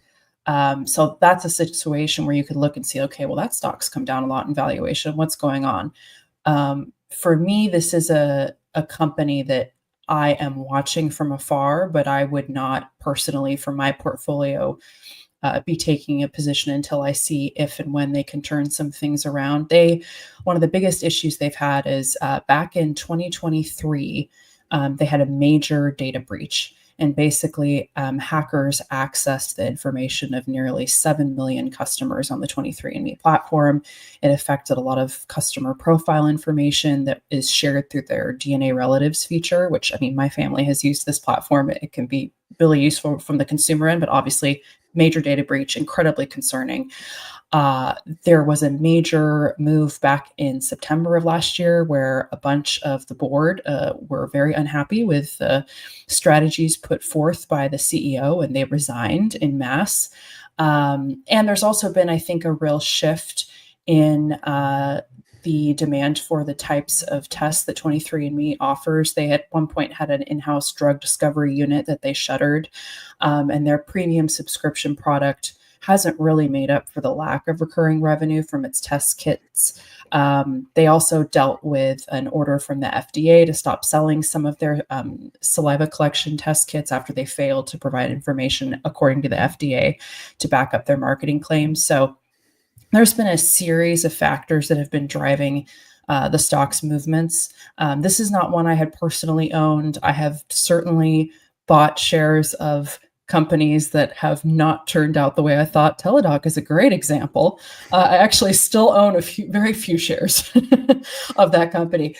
With 23andMe, I think this is a business with a really fascinating concept that looked really promising at first, has not executed properly over the last few years. And again, when you see a data breach like this, I think a lot of customers and investors inevitably and understandably shy away. So this isn't one I would consider taking a position in right now for my personal portfolio. If they can turn things around, which I know they're working to, there could be something fascinating here. I sometimes think that perhaps this could be an acquisition target, for a bigger company. But those are my thoughts on this business.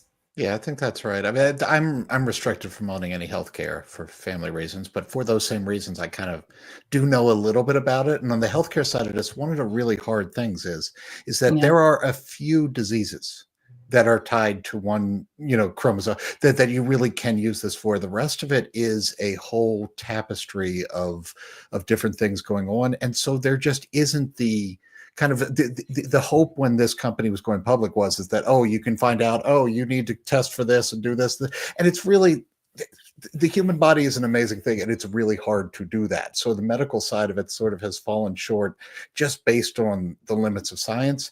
And on the consumer side, I did the Ancestry.com thing. I mean, I think it's interesting, but one of the things that I found interesting after I did that is how much they tried to get me to kind of remain a customer and buy additional things, and kind of how non-compelling that is. I think it's a very compelling one-time purchase, and it's a really hard thing to drive reoccurring revenue. So just kind of as a business, there's interesting data there. And it's funny, they had the breach problem. If they selling anonymous data to try to look for patterns and stuff on kind of a biotech level, I don't know if it's enough to justify a stop, but I think that is a compelling business. But as a healthcare company, as an individual, it's been a challenge. And as a reoccurring revenue model for these guys, I think it's a tough business to get right, I think. And so as an investor, even if you think it's cool as a consumer, as an investor, try and keep that in mind, I think.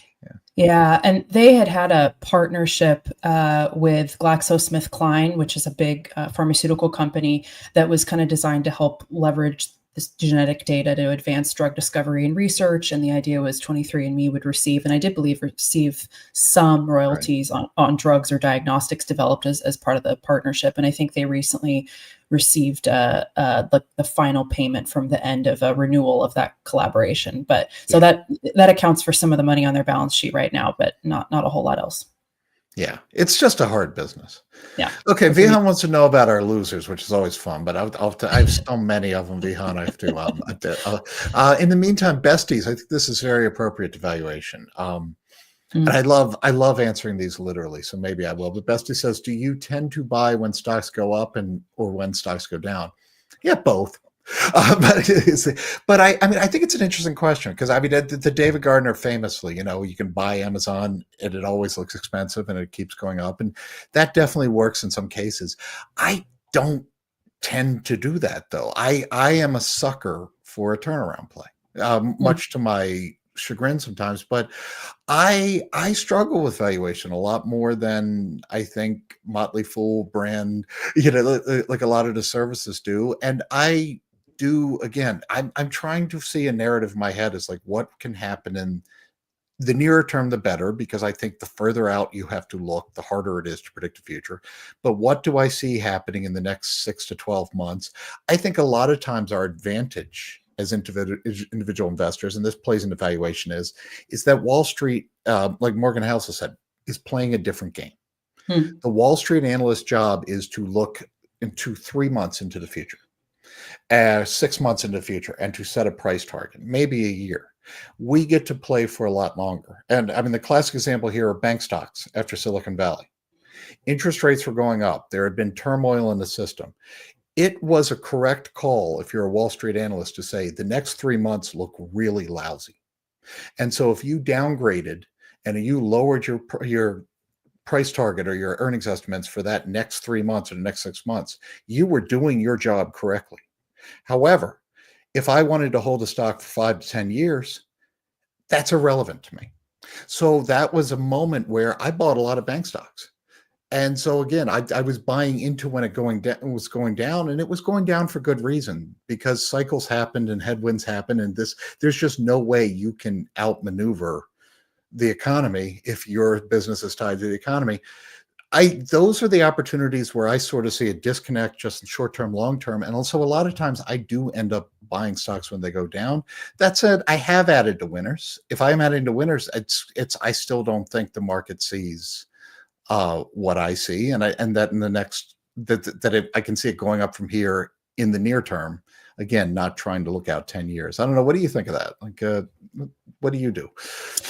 Yeah, and it's funny because I've talked about this before, but I'm definitely, I think, a newer investor than some of the other fools on this program. I started my journey about 5 years ago, more seriously.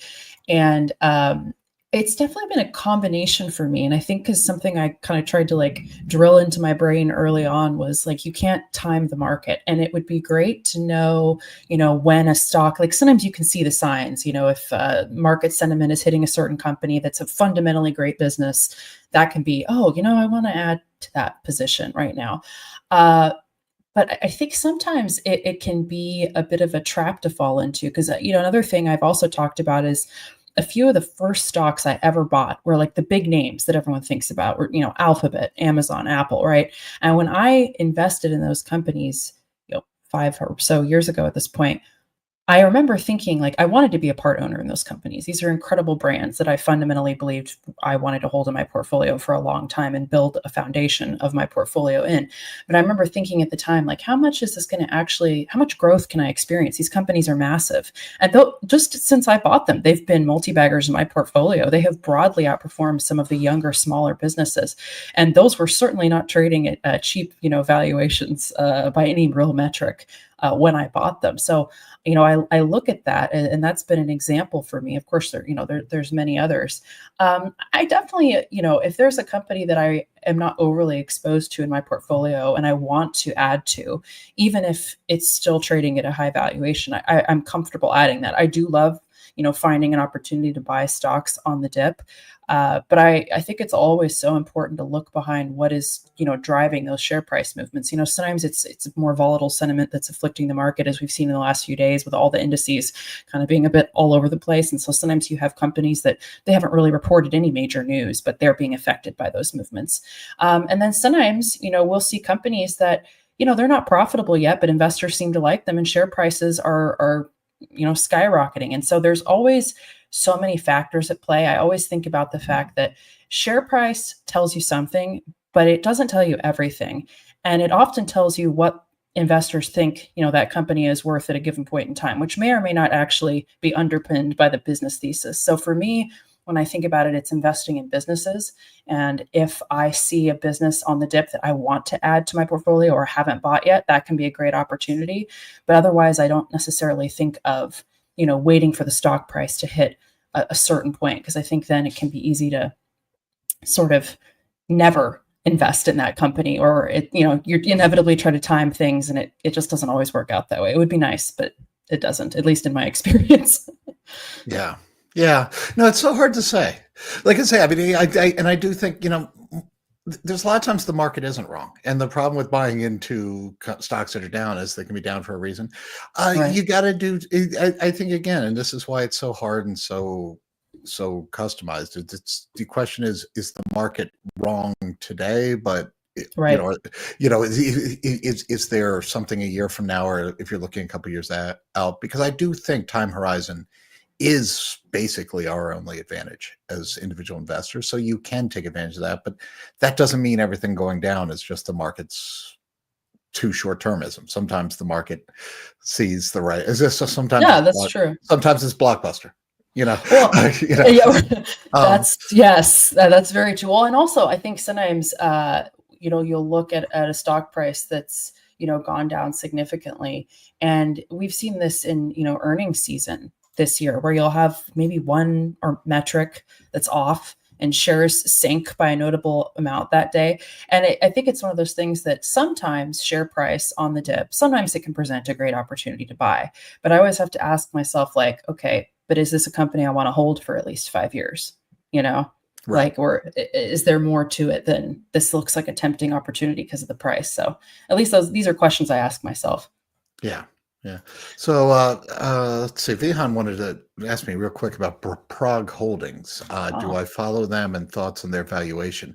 I don't follow them close. I don't really like their style. PRG is the ticker here. I will say this. They had a really crummy quarter and collapsed, I think, 20-30%. They are very tied to the consumer. And I think one thing that's come out of this earnings season is I don't want to predict the future. I don't think it's possible to predict a recession. And I'm definitely not saying there's going to be a recession, but I think we can say definitively almost across the board, especially with the transports, that there are a lot of cautious CEOs out there, and they're cautious about the consumer right now. And quite frankly, whatever you think of it, good, bad, and different, if you turn on the TV or read the news, uncertainty breeds caution. And I think there is a lot of just quickly changing variables, which causes. So I think with Prague, we saw this is just another sort of data point on I don't even want to say health of the consumer, but the excitement of the consumer to extend itself right now. It was much more of a looking forward story. The other real lesson from earnings this season is that looking in the past, everything looks great, and looking to the future, everything looks murky. That's kind of what most of our big drops this earnings season has been on guidance, not on results. I think, I mean, as far as valuation, they are right back to where they were a year ago now. So they've given back all the growth. This is a stock that is going to cycle with the health of the consumer because they are so tied to lending to consumer. I can't really opine specifically, but I think it makes sense that they've taken the round trip they have over the last year. So I don't know if there's value here or if it's just fair value here. I don't know. Do you follow them at all, Rachel, or do you know them at all? Or I don't follow them, but there's another question I wanted to hit kind of all along this subject. Ed had actually asked a few hours ago, and I had told him I'm going to try to get to this in the next hour, and also can speak to valuation. Well, first was saying, Rachel, have you changed your opinion on Hims and Hers after last week's ruling? And then Rachel, Hims and Hers, will the stock go back down to pre-Super Bowl levels? So to just kind of explain what Ed is referring to. So on Friday, the FDA announced that the active ingredient in the weight loss drugs Ozempic, Wegovy, which is called semaglutide, is no longer in short supply. And for anyone that's been following Hims and Hers Health, they're obviously known for their subscription-based platform, which offers telehealth services and enables customers to receive medications prescribed for them, delivered right to their door. Recently, Hims and Hers has expanded into compounded GLP-1 drugs, and they were able to do this as a result of the shortage. So the US, the FDA, they allow compounding pharmacies to manufacture close approximations of branded drugs if that drug is in shortage, and semaglutide had been. Now, on Friday, the FDA reclassified the shortage as resolved in its online drug database. And that means that compounding, like what Hims and Hers has been doing, is no longer legally permissible under current regulations. Now, the FDA has said they're going to give compounding pharmacies, like what Hims and Hers Health has been doing, time to wind down, especially if there's patients that have been already placed orders and things like that. They give them some time to sort of wind down those operations. And for anyone that follows this company, shares plunged more than 20% at the end of last week on this news. Now, they're certainly not the only company that has been impacted by this news. And it is also worth noting that the maker of Ozempic and Wegovy, Novo Nordisk, had actually said a couple weeks back that they will still have some capacity, quote unquote, limitations, and they're expected to continue dealing with some, constraints on their supply. So this is something that could be, subject to change in the future. Also, it's worth noting the demand for these types of drugs is not slowing down, and there are ongoing concerns that future shortages could occur that could impact patients' access. So there is still a potential need for the type of compounding services that Hims and Hers Health and other companies have offered in the future. It kind of remains to be seen how this works. Understand that compounded drugs, they're really supposed to be a temporary measure when there's a gap in the market, as there had been for a period of time. And so it's kind of understood that there's a certain shelf life there. Now, it will remain to be seen how Hims and Hers Health will address this. They are actually reporting earnings later today. And so I will try to get to that in the next hour if I can dive into it really fast. That's why she has the espresso. Right? That's why I have the espresso.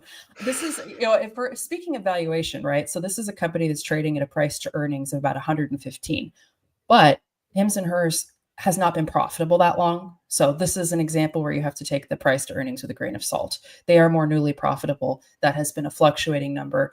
Their net income under GAAP has improved considerably in recent quarters. But again, there's some, issues there with that metric because they're really early on in building a consistent history of profitability. I still love the underlying platform for Hims and Hers Health. I think their business, which has expanded to so many different, areas of medical concern for patients, continues to really be the lifeblood of the business. I mean, compounding GLP-1 drugs has not been the lifeblood of their business. They only announced this a pretty short while ago, and they've been doing really well from their subscription-based platform. So I think that maybe it's a little bit of an overreaction. I will be waiting to see what management says in their earnings call. But a couple things to maybe bear in mind. Could it go back to pre-Super Bowl levels? Hard to predict. I think it's possible. I think if there's a couple things that are said in the earnings call that investors don't like, you might see shares drop down further, but I still like the business fundamentally over the long term. Yeah, I think that's good. The one thing I'd add, and Fools, this isn't, this isn't a short thesis by any means, but just make sure if you're invested here, you understand the history of compounding pharmacies and kind of where they exist in the market.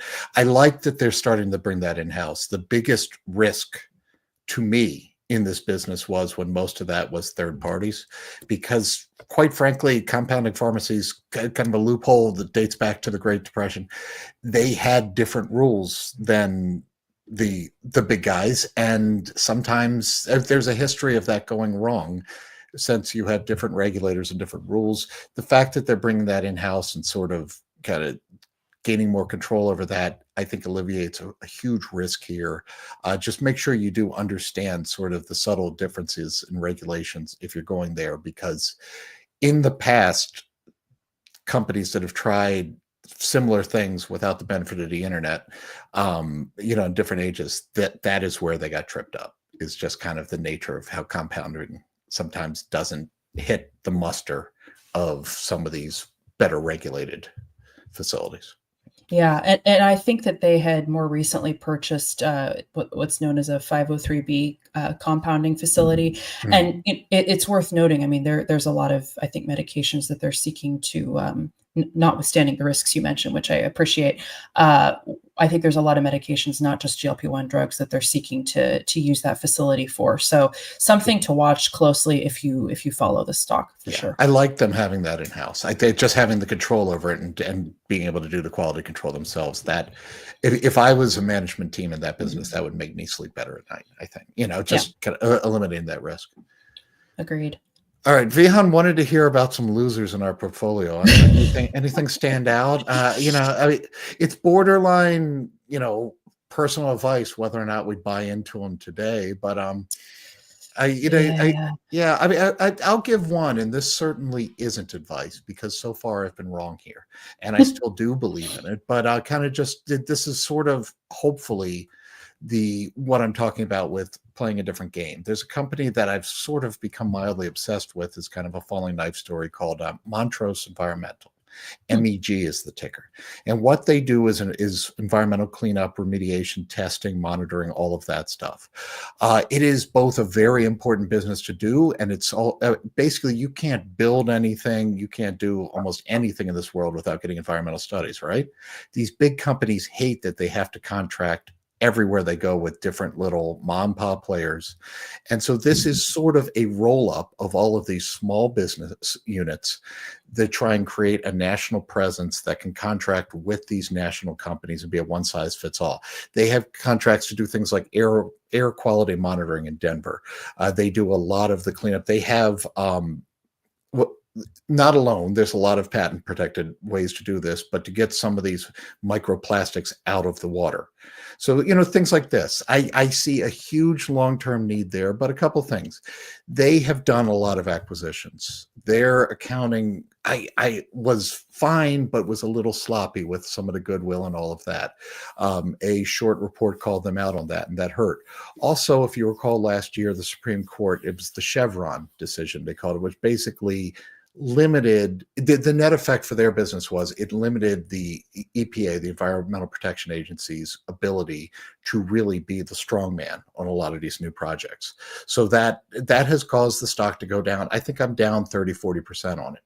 I will say I think the accounting thing was more similar to almost what we saw with the trade desk.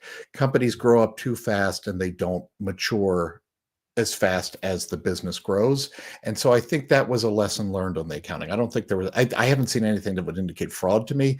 I see things that indicate you really ought to have hired people who have been at bigger companies before, and they have handled that. On the Chevron, I think actually long-term that makes it easier because most of these projects want a one-size-fits-all regulation and not a case-by-case, and that's what they were suffering with the EPA. So I am still a believer in this business, but they have done nothing to earn my confidence. My hope right now is that, again, the disconnect is time. Over time, and over, if I hold it 5 years or so, it's going to all work out in the end. And it's going to be, the fairy tale comes true. But the near term, there's not any reason really to get excited. And I think the market is both accurately reflecting that, and I hope, but I could be wrong on, the current isn't, they're accurately reflecting that the near term is not as good as the long term. So in terms of the second part, dollar cost averaging, I sort of answered that at the top.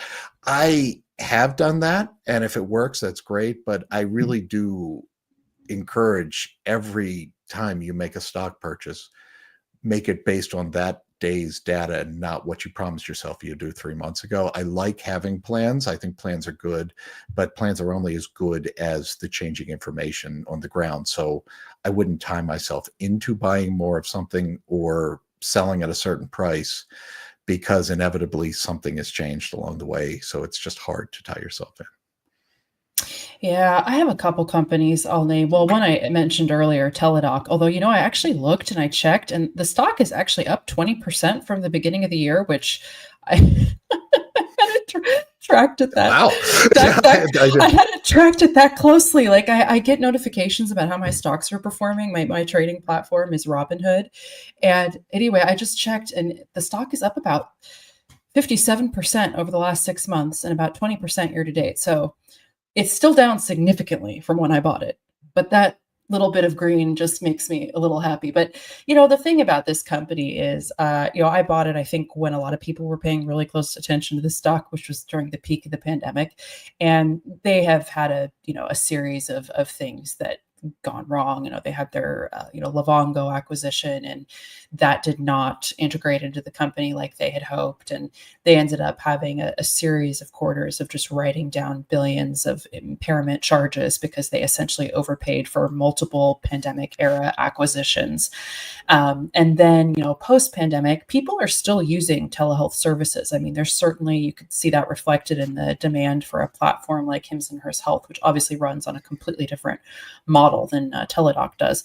But, Teladoc's also been dealing with a very competitive market. You've got providers like Amazon that have emerged as a very, I think, formidable contender in that space, and even more legacy companies like CVS. And so, they've been struggling. I still follow their reportings. I obviously am still an owner in this company. I have a very small position at this point.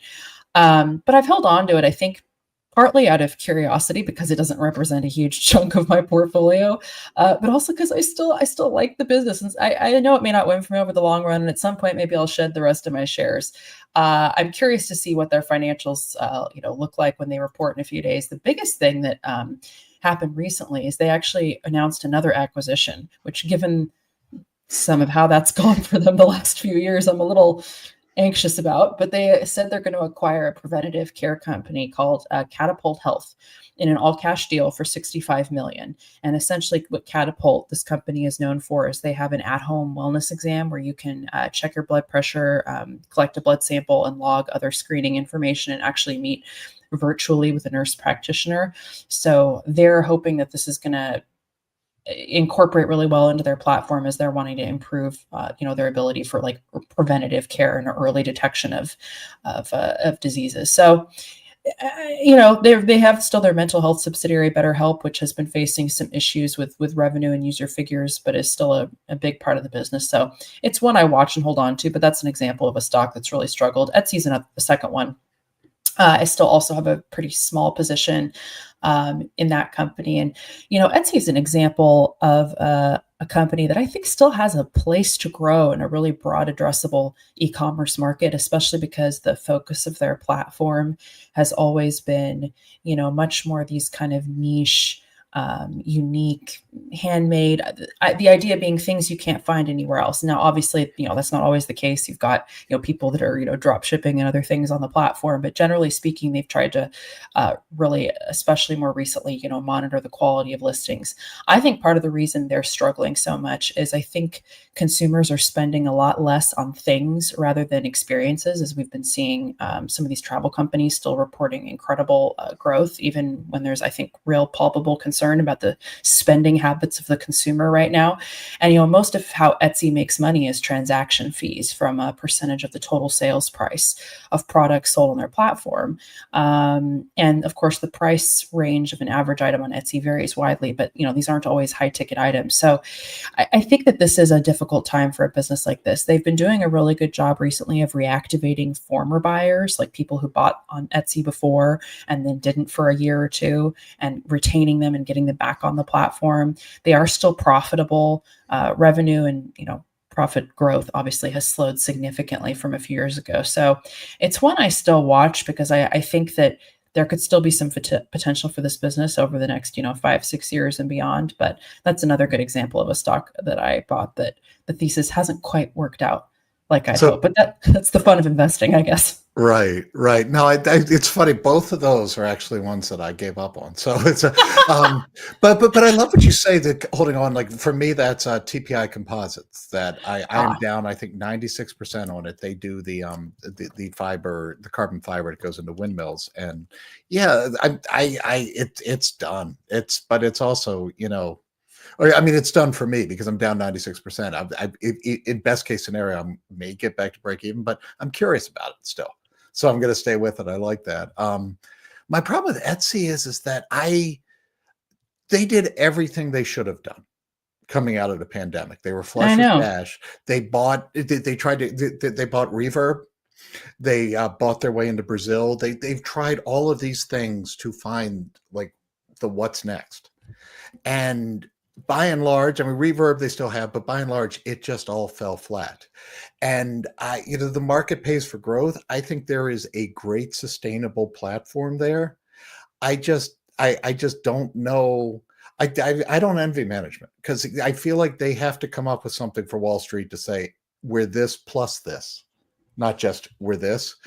And I don't know, maybe they will because they're definitely smarter than me, but I struggle. I saw their attempts. I think their attempts made sense. Right. I don't know where they go. And I think that's, if they solve that, it's going to do great. If not, it could still do fine because it's hard to, I think there's definitely, they won the battle against Amazon. They've established themselves in their niche. It's just what else they can do. Yeah, no, I think that's right. Teledoc, by the way, fools. This is a sidetrack, but if you want to know why, it's not about being smart; it's about being lucky. I said I'm boxed out of all healthcare. I don't think the lawyers at my wife's company knew what Teledoc was until the beginning of 2021. So they added Teledoc to the list. We have pre-clearance here at the Fool, so I couldn't sell right away. I ended up just selling as soon as I could, just because they said, okay, you can't have this anymore. It was right around like the first week in February, which was, I missed the all-time high by one day when I sold, and it had nothing to do with my intelligence. I was mad that I couldn't keep it. All right, so it actually makes me look worse because they handed me a gift in hindsight, but I had no idea. But so it's better to be lucky than good. I think that's the only time I've ever called a high. Oh, such a different journey with that stock you and I have had. No, and again, I was mad. I definitely didn't see that coming. This is one I assume they're talking about the currency here, so maybe uniquely positioned while you're here. But I don't know. Norm Mendoza asks, "What are your thoughts of purchasing EUR? The only EUR I know are euros in today's European market. The euro is way down with everything going on. It's relative strong dollar. We're almost at parity. I think we're off of that. I will tell you that I'm looking to buy real estate over there. So I moved a sizable sum of money.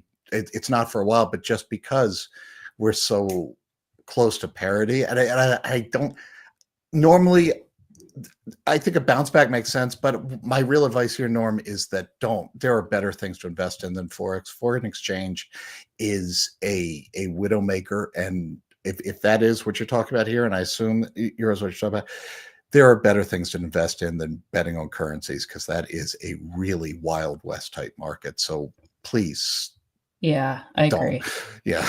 Yeah, I don't I don't hold money that way for my investments. And, there's been a lot of factors there. There's been lower interest rates, ironically, which has meant that assets that are dominated by the euro tend to earn less interest. There's been some weakening economic outlook in different sectors of the eurozone, and obviously the U.S. dollar has been particularly strong. And ironically, there are things like even soaring natural gas prices can have impacted the euro decline. So I agree with you on that one. I wouldn't personally hold any investment in that in my portfolio. So I have to say, though, I'm getting a better interest rate on my Portuguese bank than I am with Ally Savings right now. But Portugal's different, I know. But anyway, yes. Well, that's good. Yeah. So and of course, it's look, the Eurozone is diverse, right? So it kind of depends if there's a specific approach you're taking.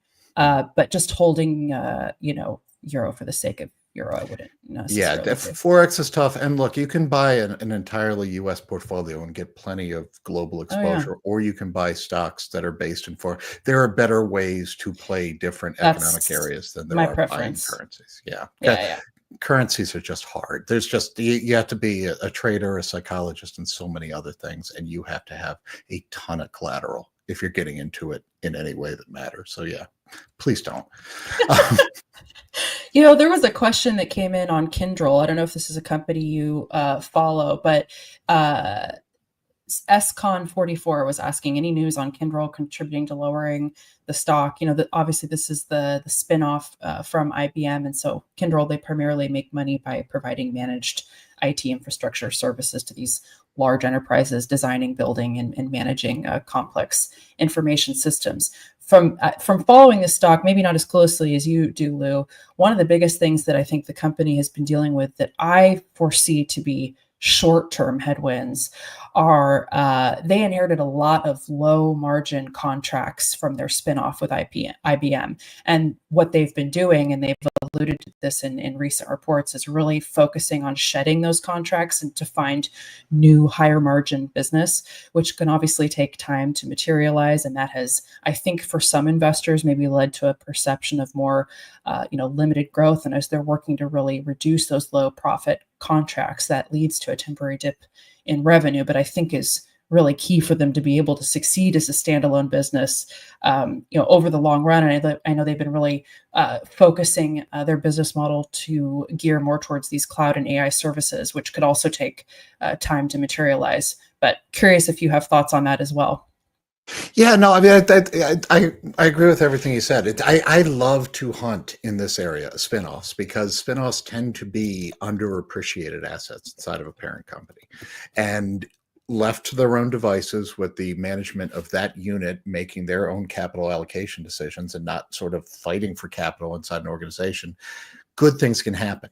It can take time, though, for just the reasons Rachel said, that a lot of times they get saddled with either bad contracts or, depending if it's a high growth unit, a lot of times the parent company will dump a lot of the debt onto this company, which you had a tiny bit here. I looked at this one closely. I ended up going with a different spinoff, mostly because I wanted to buy in ahead, and I decided I'd rather own Berry it increased my Berry Plastics holdings than start a position in IBM, because I really wanted to get that spinoff. But I do think I would rather hold Kyndryl right here than IBM, was basically the decision I made. I like what they're doing. I think that this should be a sweet spot, but to your point, it always takes for these guys time for them to kind of become their own company and get kind of that legacy baggage off. I think that is holding them down right now. And, now all they have to do is go execute, right? So it can turn around. Definitely. Andy was talking about EQT, the natural gas company. Is valuation for a stock rise if production and distribution increases, or does that drive the price and by extension the valuation, just like with oil?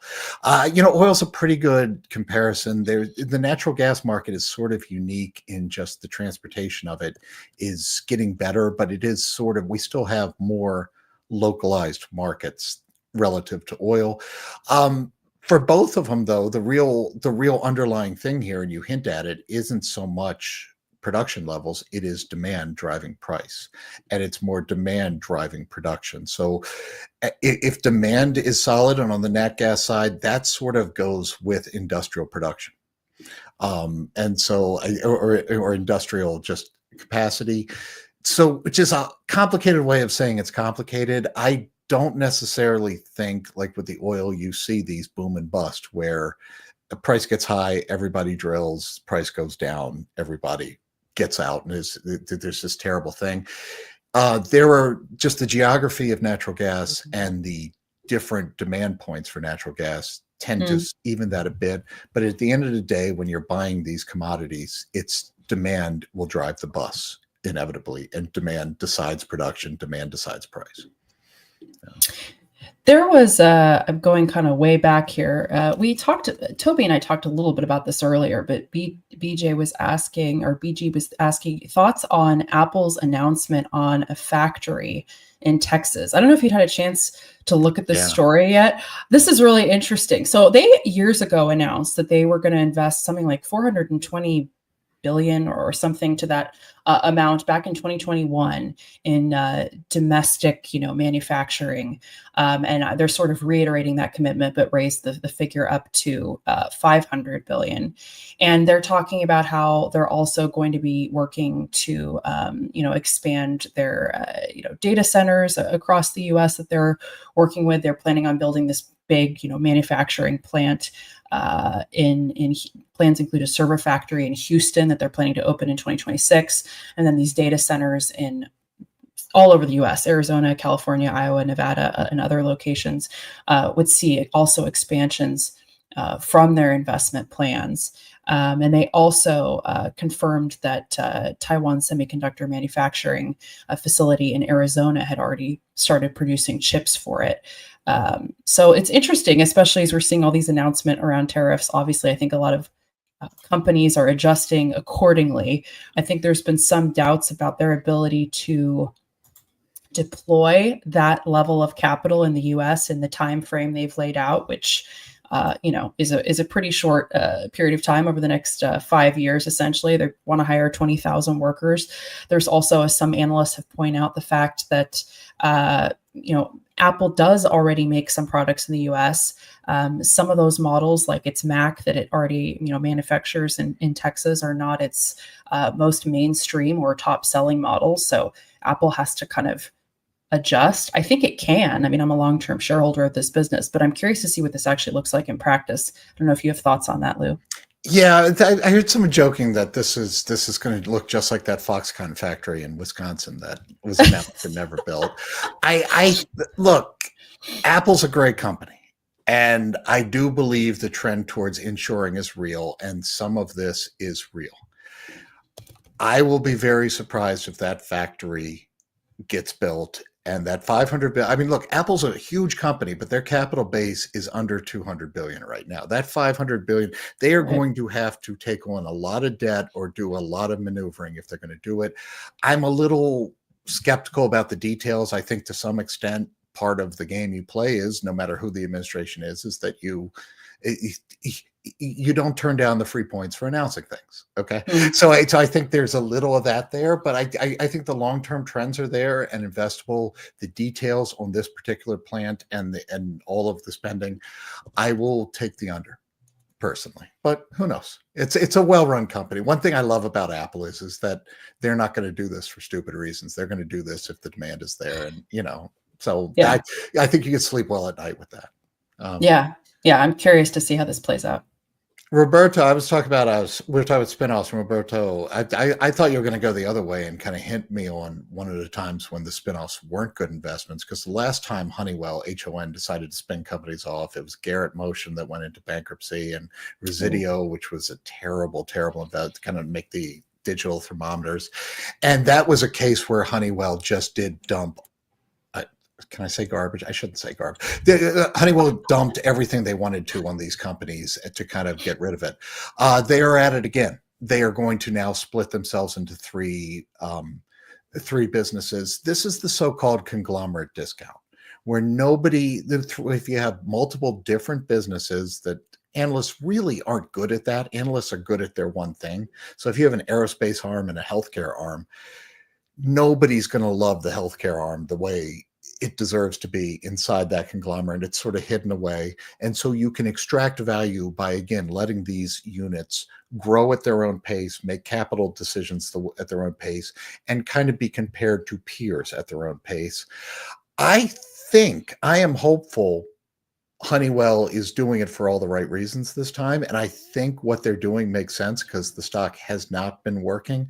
I personally don't like Honeywell enough that I want to buy in ahead of this, but I'll tell you what, that aerospace unit that will come out of this, and also the factory automation or the warehouse automation units that are coming out, there are great assets in both of those businesses. So depending on how they dole out the debt and who they put in to run these things, which we'll know it's not going to happen until next year, I am very intrigued about potentially looking at some of these spinoffs that come out of this.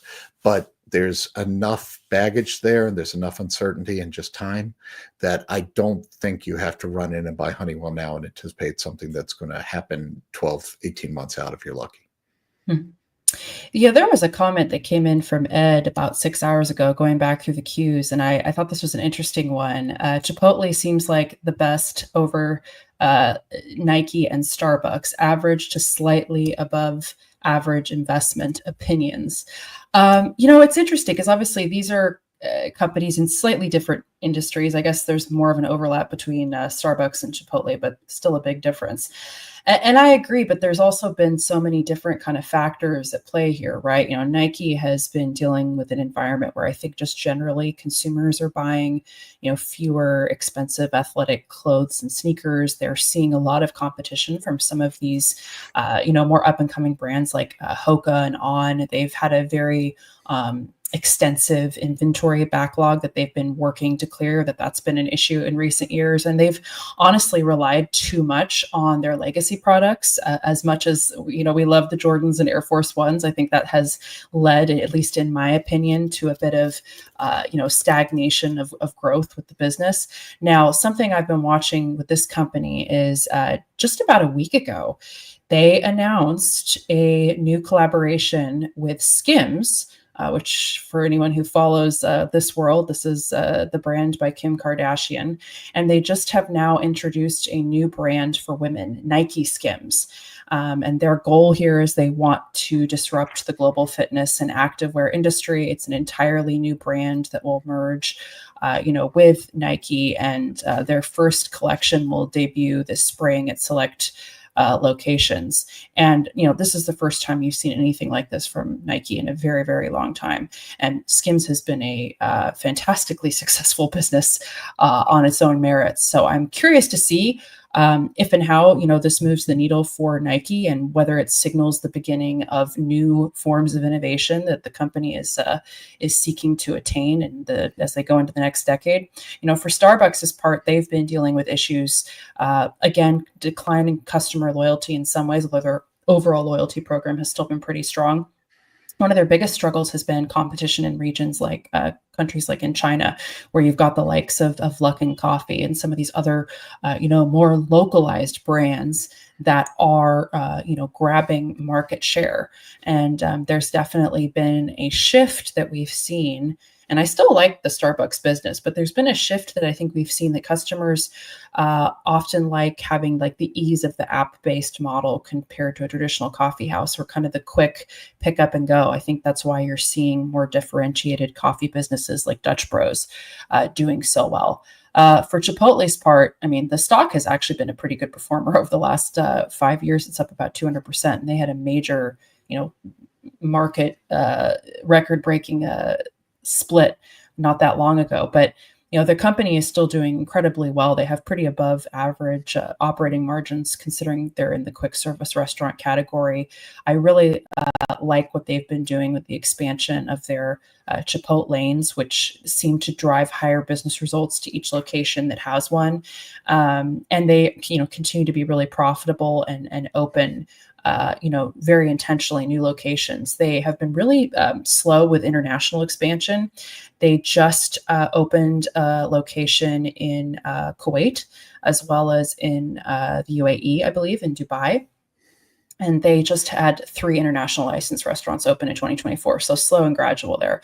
So I'm probably most bullish of these 3 on Chipotle, like you, but I still think that Starbucks and Nike, for their respective industries and all the reasons that I've mentioned of why they've been dealing, with headwinds, can overcome those. I think it's really about, what we're all interested in as individual, investors, right? And there's different reasons to like and be bullish on these businesses. I think Starbucks has grown to the point where it is a commoditized thing. You know, I get the atmosphere, but if to me, if they want to solve that business, it's throughput. I can't prove this, but something like 10 to 50% of global emissions are just U.S. Starbucks drive-throughs because it can take half hour to 40 minutes. It's funny. I think Nike is the one you separate out here, and I'm of two minds. And in one way, I disagree with you because I actually bought last fall, like kind of when they bottomed out. I think from there might be a good, I don't think it's a long-term investment, but I actually do think that was oversold, and I hope it turned into an investment. Nike, to me, the interesting thing is, the long-term, Nike was a disruptor, and they had to spend, back then it was millions. Today, they're like in today's dollars, billions, both on advertising and placement, because back then that's how you did it. They have really been Instagrammed or influenced because it is just so much easier for a niche brand to do to Nike what Nike did to the incumbents back then.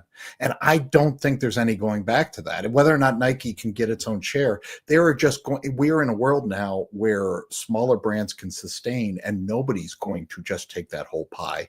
That's their new reality. But I do like what they're doing, and short term, I hope it goes up.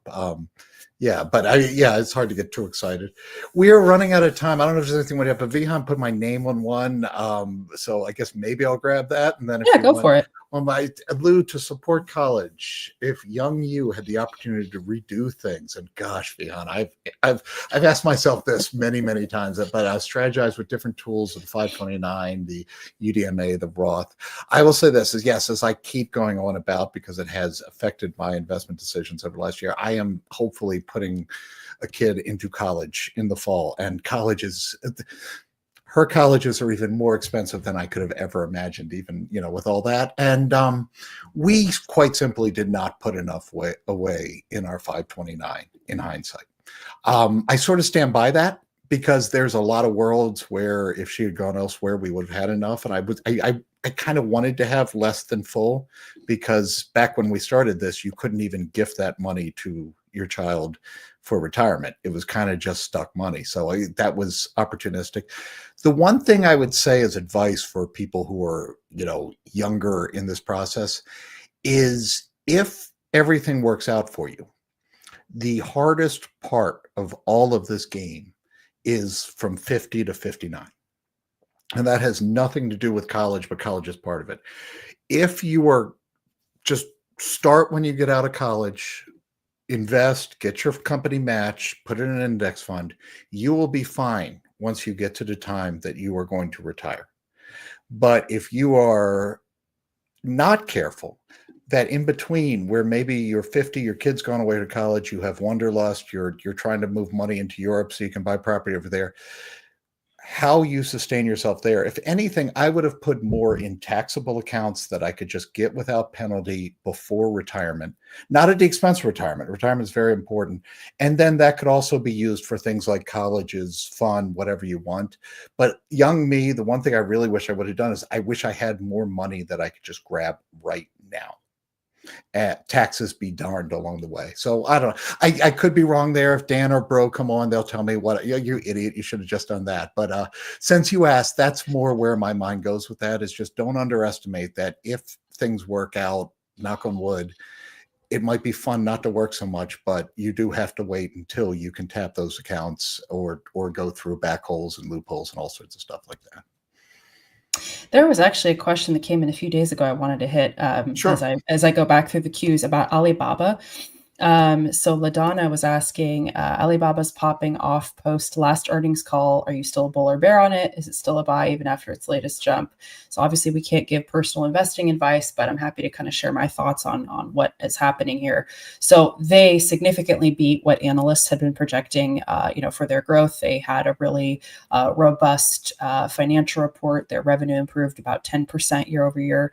Looking at the prior fiscal period, their profits were about 28% above what analysts had forecast.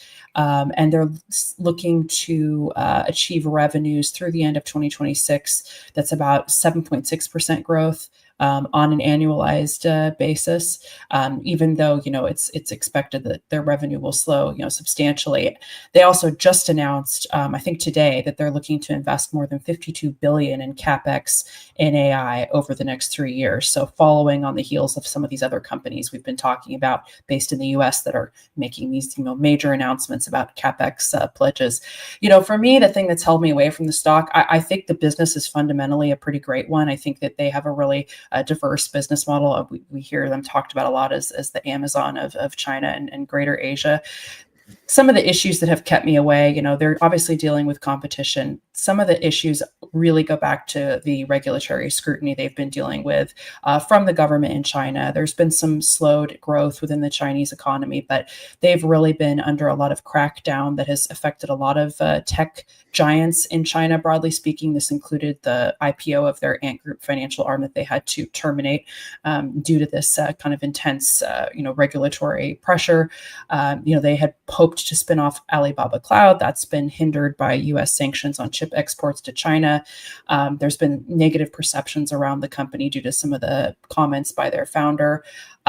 Their biggest market, while they operate throughout Asia, is Greater China. That's where they generate about 90% of their total revenue. There's tons of opportunity there, but given the environment in which they're operating currently, for me as an investor, while I like the business, I think it poses too much of a risk for my portfolio to add. So it's when I continue to watch and observe the regulatory environment there to see if that thesis changes. So that's kind of where I'm at with that one. Yeah, the regulatory is the thing, and that's in China in general, not just Alibaba. I mean, note fools that Alibaba did very, very well during a time when China was trying to get their tech companies out to the forefront. China sort of shifted gears away from tech, and Alibaba got caught up in that. And now that AI is front and center, here they come back again. There's different rules there. It is what it is. Just acknowledge that. It can work out to a company's benefit at times. It can work against them. So just before you wade in there, understand just that there are different rules relative to what there are here, and analyze accordingly, I think. Yeah. Okay. All right. So I believe Toby is coming on now. Yes. It looks like we're waiting to switch to the YouTube stream, though. Okay. Which is from 12 p.m. to 4 p.m. Eastern. So we're wrapping that part up, and then Toby will join. I'm glad Rachel's paying attention. Okay, then I think we will say good, or I'll say goodbye. Rachel.